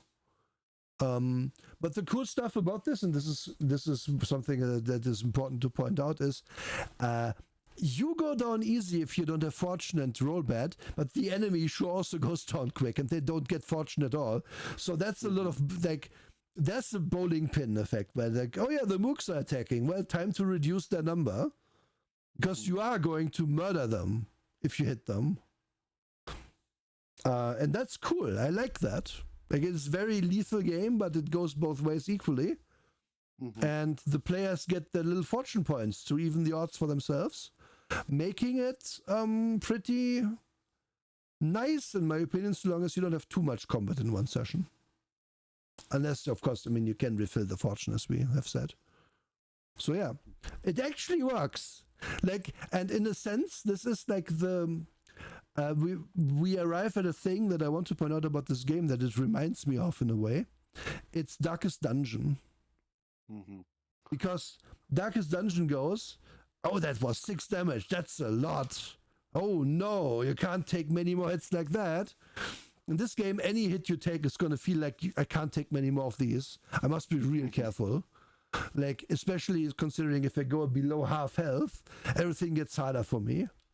So I really must think about, do I use my fortune dice to heal damage, or do I use them to defend in the first place? What do I do here?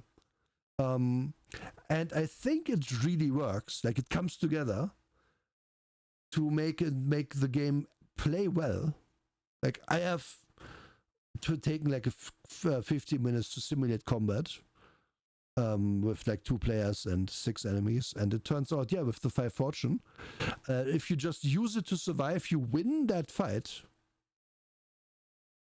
But it's like a harrowing experience along the way, kind of.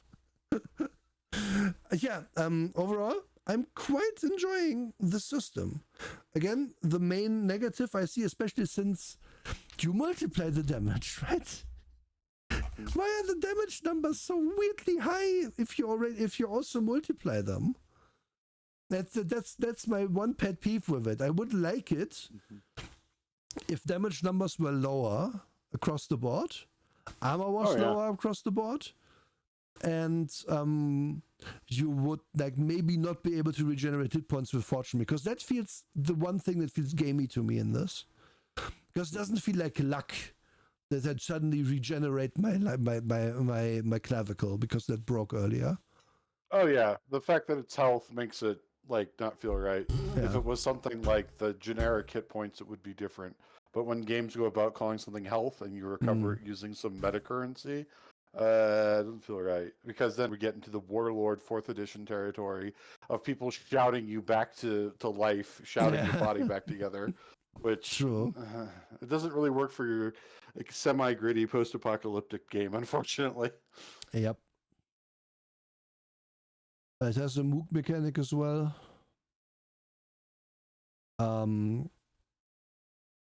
In which it's the rule is that one success removes one of the number of the enemies. And it doesn't really matter if they're dead or not, like they're just out of the fight. That works. And then there's a bunch of rules for like taking environmental damage, fire damage, suffocation damage, blah blah blah. This is again like nicely evocative. Yeah, it's very evocative.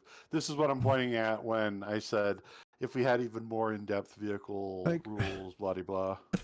I know it's probably just convergent evolution, but this thing also looks a lot like that spiky beetle from the Mad Max movie, the new one, like Citizen Spiky. It has the rail thing in front, but that's the thing where they both just looked at cow catchers for trains. Were like, it would be cool if a car had that in the front. So yes.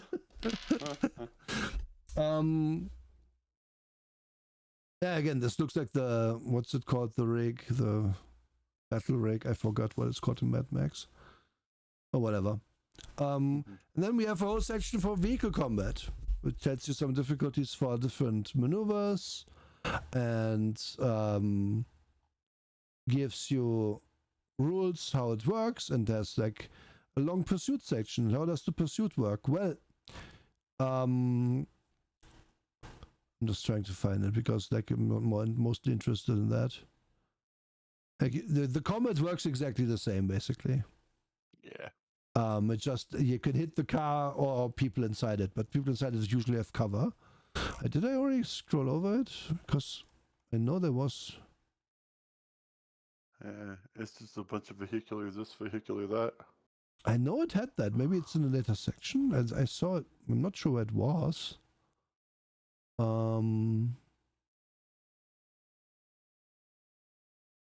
Wait, Game Master. Let me just make sure. Game Master advice.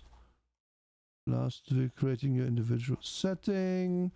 So they have that. That's cool. Rogues Gallery. No, okay, it has to be in there.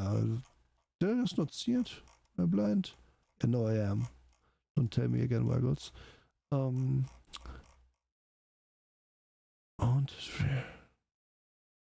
huh?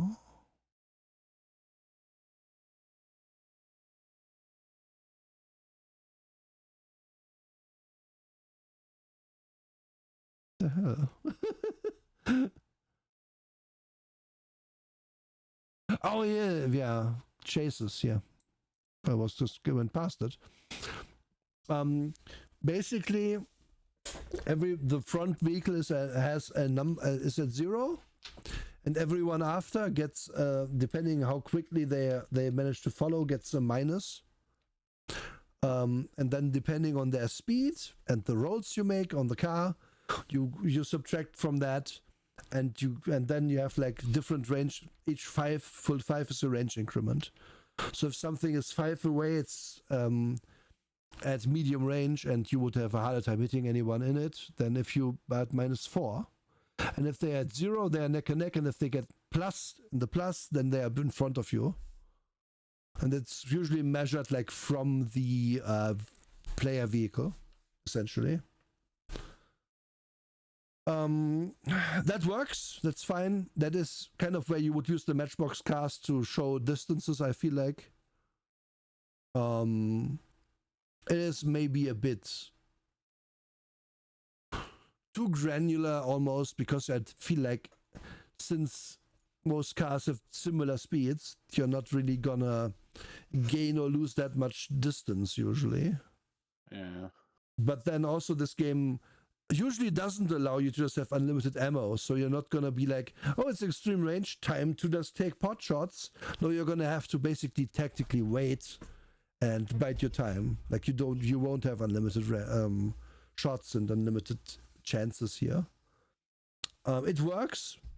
I haven't really tried to simulate it to make sure it's like cool, but the rules work, and it has more like, this is more workable than even Shadowrun for vehicle Mercedes 4th edition rules. It's pretty good.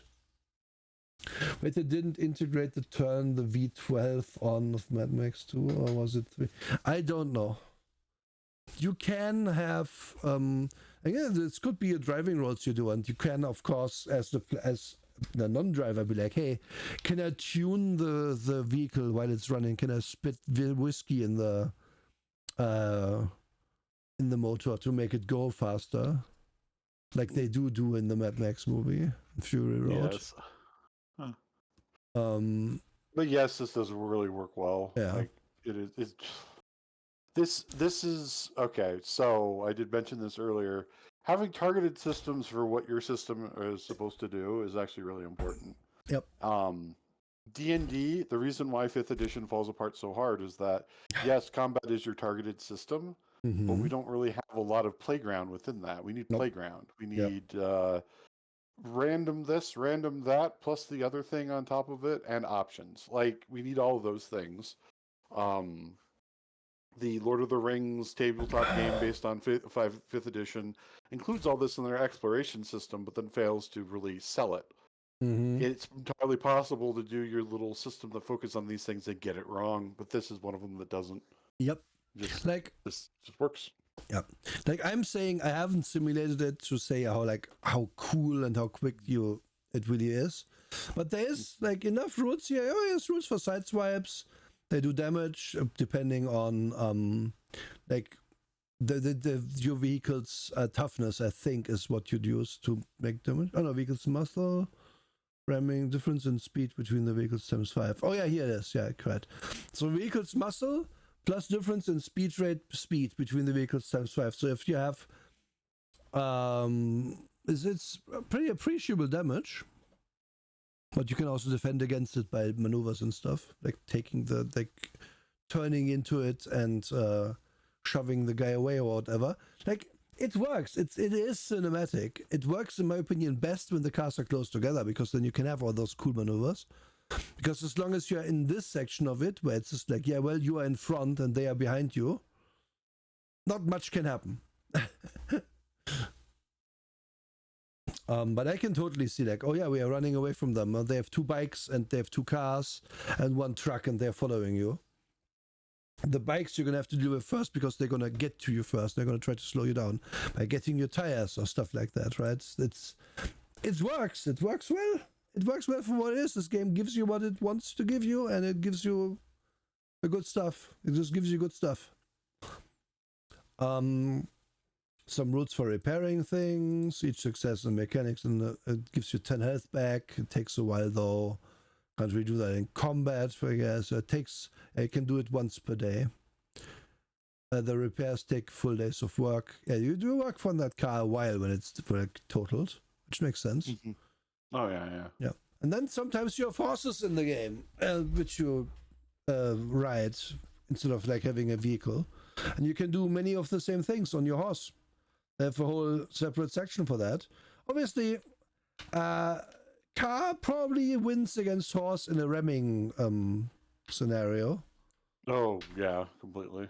But still, like if you can simulate the being the person on the horse or fighting a person on the horse, and that's like honestly the first time I see that in any post-apocalypse game, which is really cool Mm-hmm. because now I am literally 0 steps removed because I've just thought about it from being like, well, but what happens if they write a mutated giant rhino? It has so many stats, like it would win against the car. And what if that's the enemy? What if the rhino riders are here and you have to fight them? Like, good luck, I guess. It's already evocative and it works and it's cool. And it's nice that you have slightly different rules for doing stuff on an animal than in a car. What if you crank your horse full of steroids until it has more literal horsepower than a car? Yeah, what then? Also, maybe in the future it's possible enough. Give us a bunch of pills, yeah. Um, the DM section in this is not super long, like you would, Yeah. as you would expect. The game again, the book is short, Mm-hmm. but it gives you the notes of what you kind of need. This is good advice, especially like prepare only what you need. This advice is so important. So many Yep. DMs over prepare for everything. Yep. The most useful DM thing for those who over prepare is to learn how to adapt and roll with the punches. Yes. Random generation tables can train your brain a little bit, like the really extreme ones where you get a result and then you should just take 5 minutes and figure out how can I work that into a campaign. Yep. That will help train your brain a little bit. Yep. And being over prepared, it doesn't matter because in some regards because somebody's always going to come up with something you didn't expect. Yep. And by the way, an in between step also to learning how to do that can be to write your prepared stuff in a way that you can reuse it later. Which that's just a tip from me to you. Like where possible, you don't want to have your shit tied too specifically to one place. And this like makes all of the sense to do so. Again, it's only a few pages, this section. But it works. It is nice.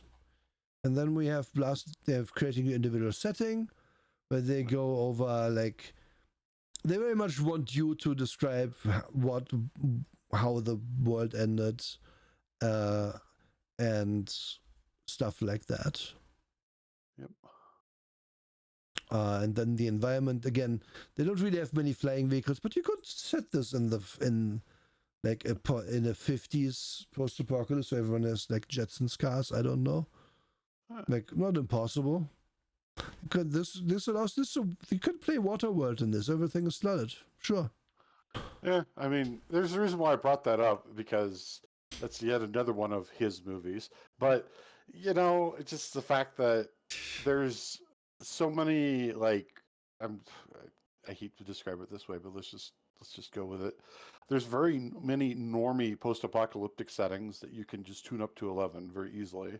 Like The Walking Dead, the only reason why it ever gets turned up to 11 is because of the neat people that are encountered. But the TV show really plays that down.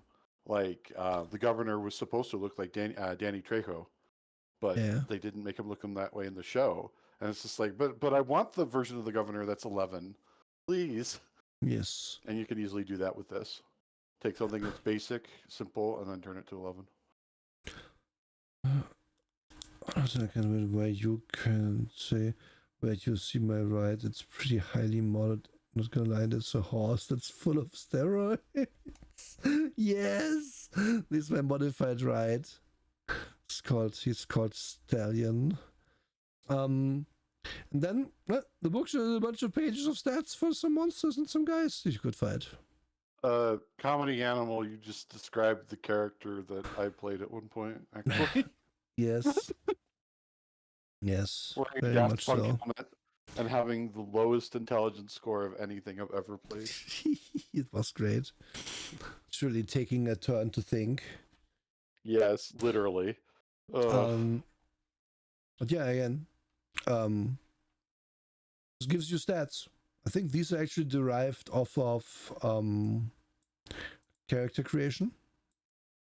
Somewhat. I guess not quite. No, this is lower.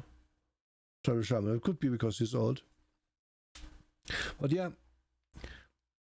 They also have stats for like a cow and a bear and a boar and a cane. Like this is plenty. Like you can, with these examples, derive your own.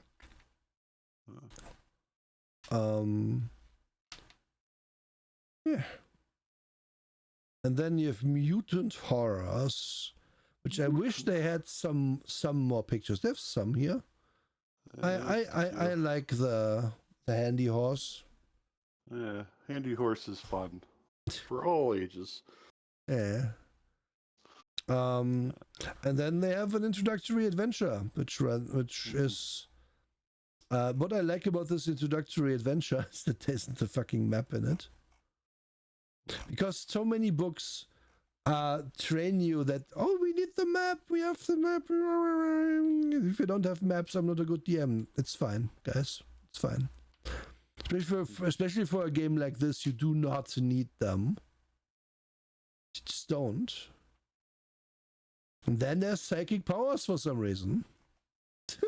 That's also a section. You can have these maybe if you want.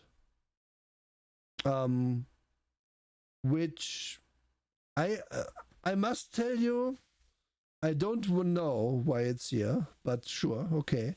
And then they give you your chance of success. They give you literally all of them, like 5 points, 5 skill. There's no chance of you to have no success. It was always gonna have 1 success. And it's kind of like this is a bit hard to read. However, like low number means good, but number means I don't know. But if you learn how to read these tables, you will know like how likely it is that you do something. Oh, okay, right. Attribute 5 has a skill of nothing, 40% chance of no successes. Mm-hmm. Which makes sense. You would have to roll a 6 and the counter is not, yeah. And then so on and so forth. And yep. An index, which immediately puts this book like 3 prongs above most other things we have done in this show. I don't have an index. A cool sheet, a vehicle sheet, and a back cover. Actually, no, this is the back cover? Yeah. And then they have what is this? I didn't get this far. Homebrewers Guide. Okay. I guess they included this later. This was not in the official book. Give you some there's some new vehicle customizations for you, but there's the attached at the end for the PDF version. Why not? Yeah. And I think we went over this game, Drake. I think we did. Yeah. It's a good game. It's worth it. Yeah.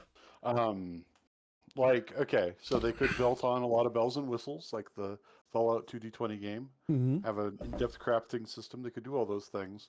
But this is the kind of book that I would expect this book and then expansion books later. Yep. Like, it doesn't need to be bigger than this, except maybe just a few things, but that's it. And like, you can also, this is the kind of the beauty of this. We know that repairing a car on a success like does 10 health to it, right? So how hard is repairing a car compared to, let's say, repairing a computer? About the same, I would say. So in a day's time, you can repair your computer if you do the roads. And is it easier to do than repairing a windmill? Well, no, because the windmill is way bigger, so you probably need to do like more healing to it. Quotation marks. Like you can, off of what's here, infer what the other routes are supposed to be. At least in my opinion.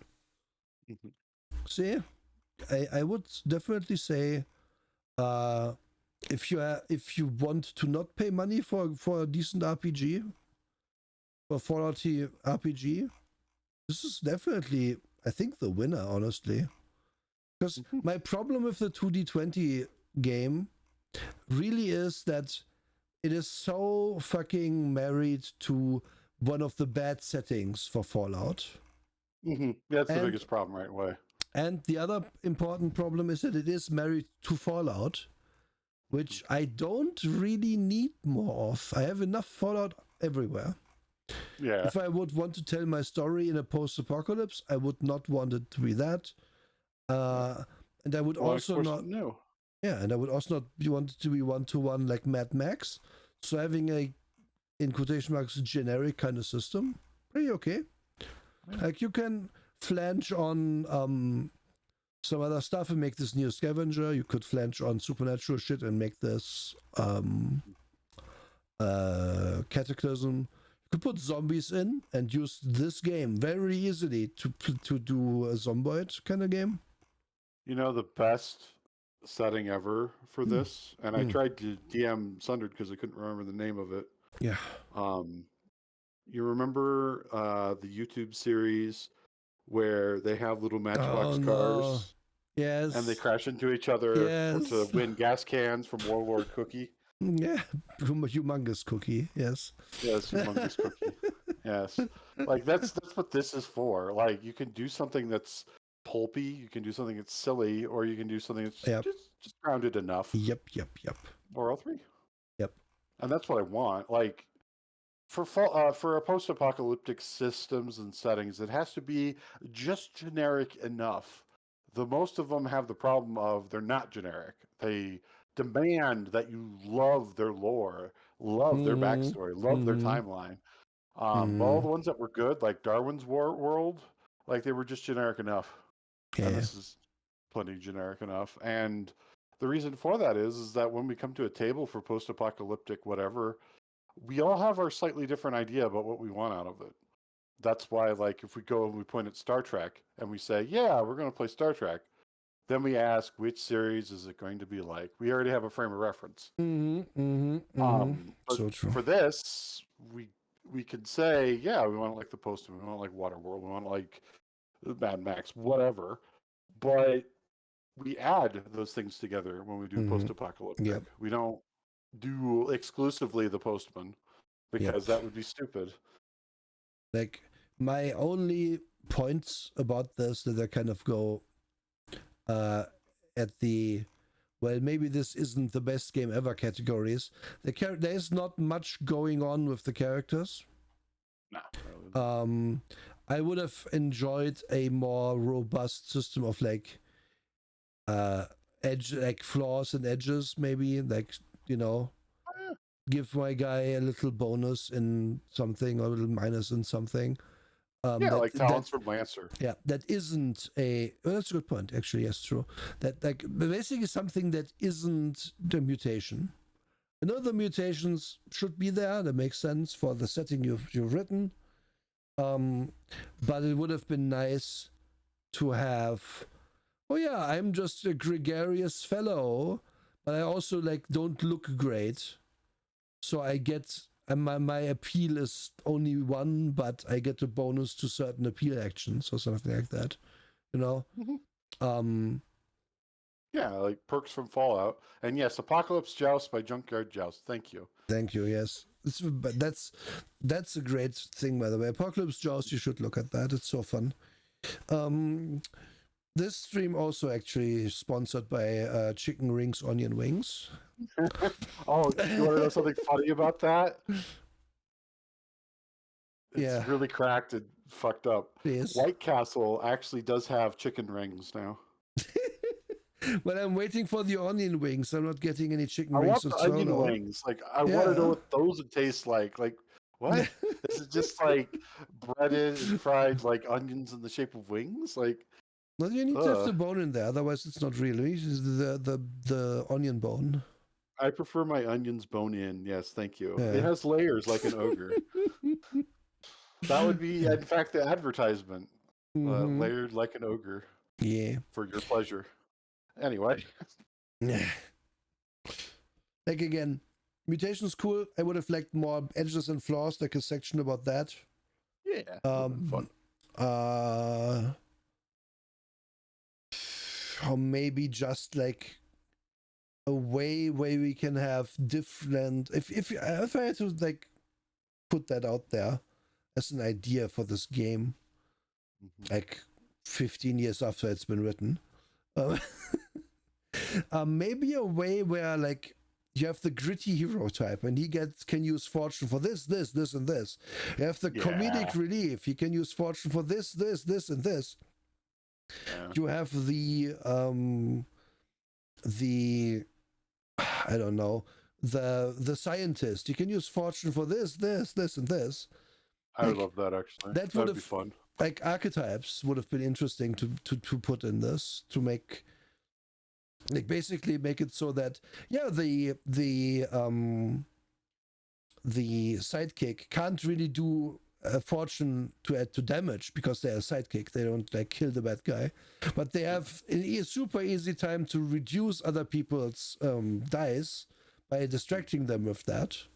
They use distraction action. They can use fortune, like one fortune to reduce dice by 2 or something. Like that would have been also been cool. That's something that would fit with the things they already have here. Because I just feel like having 1 or 2 more things to the characters would have been nice. Yeah, a couple more layers. Like that said, I have played games where it's literally only where put 8 priorities into 8 attributes, and that was everything I knew about my character, and it still ended up being a 2-year fun campaign. So you don't have to have those things to make interesting characters, but in my opinion, having a bit more of that wouldn't go amiss. It would be fun. And because I feel like as it's written, the fortune, there's certain things you just never do and certain things you do all the time with it, and maybe that should be a bit more character dependent, not universal. But yeah, these are nitpicks, and this game is just provide us a bunch of them. I say if the worst thing I can say about the game is that pick a different font maybe for your headers, and maybe have a bit more of this or the other thing. But while at the same time being such a simple system that I can also just write those things very simply if I want to. This is actually a good game, and I would definitely, if someone came up to me and was like, "Hey, wanna like do a Mad Max kind of mini adventure in this system?" I would just say, "Yeah, fuck yeah, sure. Can I write a rhino or an elephant or something?" It could be like some sort of traveling circus. Even more random tables for finding stuff with more locations, more this, more that, more the other thing. Because like that's a strength of this kind of thing, is the story possibilities of, oh no, we ran away from zombies and now we're in this abandoned bomb shelter, and we search around and we find 5 things to help us in our quest. Yeah, a bunch of nails, a bunch of pipes, some duct tape, and a leaf blower. A cat skeleton, and a leaf blower. Yeah.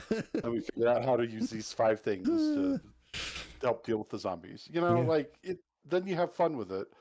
This is the kind of setting that lends it the most to those kinds of tables, because you don't know what you'll find. You don't know what people overlooked in the places that they had already looted.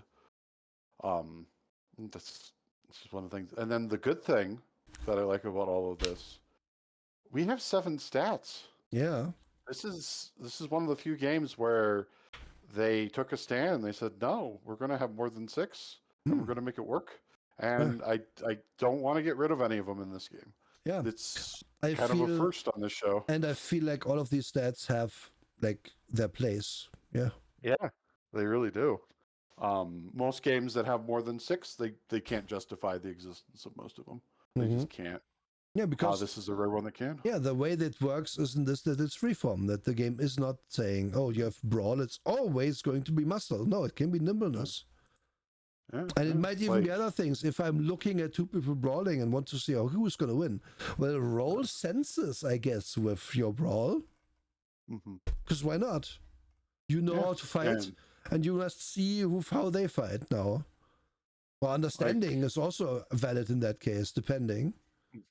Oh, yeah. And this is another game that says, intelligence and logic don't make sense. I'm just going to say understanding. Because the whole point is understanding That's it. That's the whole point. Because if you can understand it A, quickly enough, and B, long enough, then you survive. Because you could be the smartest man in the world, but if you can't, you're not Johnny on the spot with that thought, then never mind. Exactly. Yeah. Like really, thank you, Mifu, for the vote of confidence there. Would you say it would be epic if we DM'd it? Like the thing with this game, again, all of you, it's fucking free. It's fucking free. Like That's why I linked it in the chat for you. Yeah. Like it's literally $0. You can get this, and if you want to play it, there's really no reason why you shouldn't try. And that's right, Waggles. That's right. It's Sherlock Holmes from the movies is someone who fights using understanding. Yeah, and also I should point out, when I say, oh, I want more things to the characters, I want to have this, that, or the other thing added. This is me already thinking in terms of, well, what if I want like a 6 month to 1 year campaign in this? We meet every week and play until we have like freed the town from the evil dictator guy. Yeah, and that means it's a good game because you want to buy in more. Yeah, but conversely, it's also, hey, we have 30 minutes to prepare for a game. Are we going to make D&D characters? Fuck no. We are going to make this game's characters and just as written, play the game for a session. Beer and pretzels, baby. Like this game is so easy. I can literally explain the rules in a minute and explain character creation in 5 minutes. I would rather adapt the perks from Fallout 2D20 to this than try to adapt any ideas from anywhere else to the Fallout 2D20. Yep. And in that regard, it's like also really cool because all you need to run like a Mad Max style chase scene is literally like some sheets of paper and some dice. Yeah. And then within, I don't foresee, like, if let's say I have 4 or 5 people playing this, I don't foresee it taking more than 30 minutes to make characters. If that. So that's, I really don't either. That's another big definite plus there. Mm-hmm. Okay. I think though. Yeah, we said the favorite, we said the drawback. I think we're good on that front. What's your favorite thing though, Drake? Well, it's the 7 stats. Okay, each has a place for them. You know? Yeah. That's really good. I want games that have more than 6 stats. I don't want the strength, dex, constitution, etc. I don't want that anymore. I want games to try something different. Yep. I agree, and I would say my favorite thing is very much creative, which you also just said, is that you freeform the attributes to the skills. Yep. And it is conceivable that my high intelligence character would have to roll a brawl check to like read someone's movements, or that a notice check that I'm seeing shit might rely on understanding instead of senses to make like conclusions. Because sure, I can see that that there's like several blinking lights on the console, but I can understand, maybe or not, what that means. Here's another good one: is using notice with which one is the Constitution stat? Toughness. Toughness. Using notice with toughness to notice an odorless, colorless gas that is weakening everybody in the room before you all collapse. Like exactly, it's so good. Or the lady in the picture using shoot with appeal. Yeah. There you go. Yes. You notice that you die. You notice that you die. And it was sexy. Which leads me like to last question about this. My least favorite thing would just have to be the layouting and the font choice for this. Like I have genuine difficulty reading it. Mm-hmm. Yeah, that was problematic. And some play like but it's doable. It's fine. Like I enjoy the layouting fine. It's just that your thematic font is not readable. Please change. What's your least favorite thing? Should name it. It needs to be more random generation tables. Aww. Is that enough? Like I know it's like your thirst, but it did not slake mine. They were good, but it could even be gooder. Yeah, I think if you play this for a year, you would have to eventually be like, it Yeah. can't be a leaf blower again. Yeah, like I could see the limitations immediately because I'm so used to using those because I've done so many post-apocalyptic Yeah, things. yeah. So it's like I can see the limits, and stretching those limits is good. Having a couple, not even D1000 tables, but like we are in a clinic, but it's not a Yeah, hospital. yeah, Like even granularity like that helps. yeah. That leads me to the point I was making about this being a beer and pretzels pickup game. Oh, You it can, totally is. like, for that, these tables are plenty. For the long campaign, these tables are not enough. I agree. But again, what do we find in the garage you just made up 5 minutes ago, DM? Yeah, that's the use of them. Yeah. Climbing gear. Yeah. I wrote on the wrong thing, but you still find climbing gear. Yeah. I guess the guy who lived here wanted to go hiking. You find like a backpack. That's some rats ate into it, but the climbing gear is still good. You just nailed why like it's so important for especially this kind of thing, because I'll go back to something you said like nearly 2 years ago when we were playing 7 Days to Die. Each of the points of interest kind of tell a little story, Yeah. and you want random generation tables that aid you in telling a little story with the thing that you found, rather than making you just immediately have your head explode and go, this is ridiculous, why am I interfacing with this? Yeah, I agree.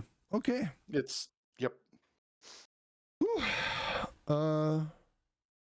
I think we have said all we need to say about this game. Again, I would actually say if I had known about this game like back in 2009, I would have bought it for money. Because this is good. This is good. This just kind of went under the radar for me, but I think for many people probably. Like the hint is that there was never a second book for this. Which is a shame because this very usable system. And I'm curious to see, like, this is because they have like their own like series of games. I'm gonna look into that a little bit and see if they also use the skill and attribute system, because then I'm inclined to like them and inclined to look at maybe another one of them. I could see the skill and attribute system being slightly expanded into campaigns that are intended to be 6 to 12 months. Yeah. So. Yeah.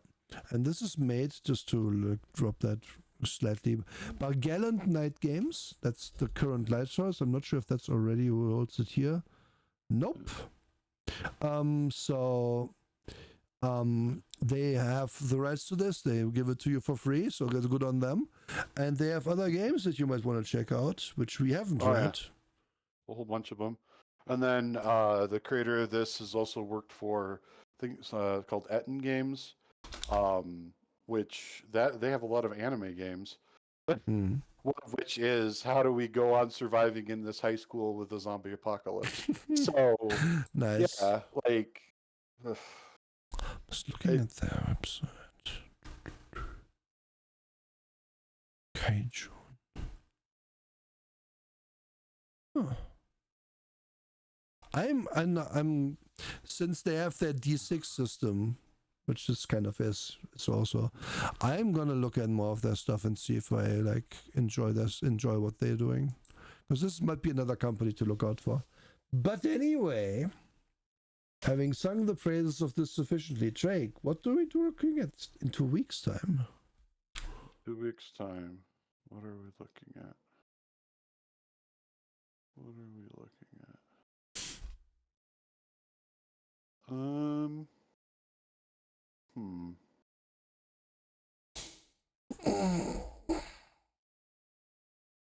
yeah.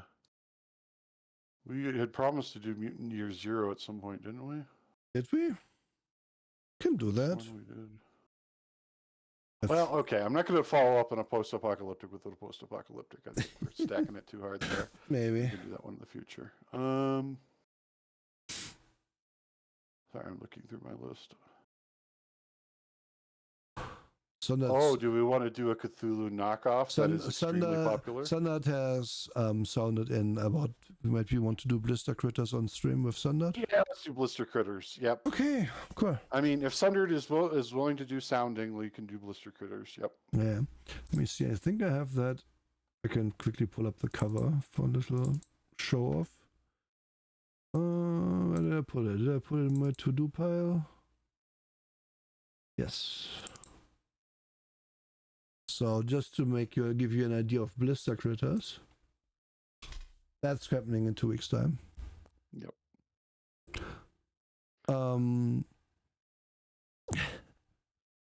Oh yeah, right. This was another one written by an Italian, which is funny because we seem to like Italian games. Anyway, folks, thank you so much for hanging out today. Unlike most Saturdays, I'm not done. I will be jumping over to a Dale and Dawson collab now. So, Drake, thank you so much for hanging out. Absolutely. This was a pleasure. It was a big pleasure as always. I'm very happy about today's show. This was a good one. This is a very good one. Like, again, when I picked the game, I did not expect actual quality. I don't know, because there's like the stigma of you're selling this for free, which is not selling it. So how good can it possibly be? But they just, I think, correctly surmised that, okay, this book is from 2009. We might as well just give it away as like a freebie, and maybe you like our system that we use in it, and then you buy other games from it. So well, we're 2 for 2 for free. I mean, wasn't Eclipse Phase the only other like older game that is free that we've reviewed? Yeah, I mean, a lot of older games are just not available, so you just grab the PDF because no one holds the rights anymore. That's kind of what we usually operate on with those. But with Eclipse Phase, literally, it's we had chats. We put the game out for free, even though it has like great production values. Oh yeah, yeah. And this one is a little fun little romp. I would highly recommend. You have no excuse not to check it out because, well, it's free, as we have been keeping saying. Anyway, though, I will do a quick pause screen because I need like 5 minutes to myself. And then I will like jump over on the other end. Do I have a... This might be right back. Oh, it's here. Okay. Thanks, Drake, again. We are jumping on Be Right Back, and I need to pee, so let's go. Let's go.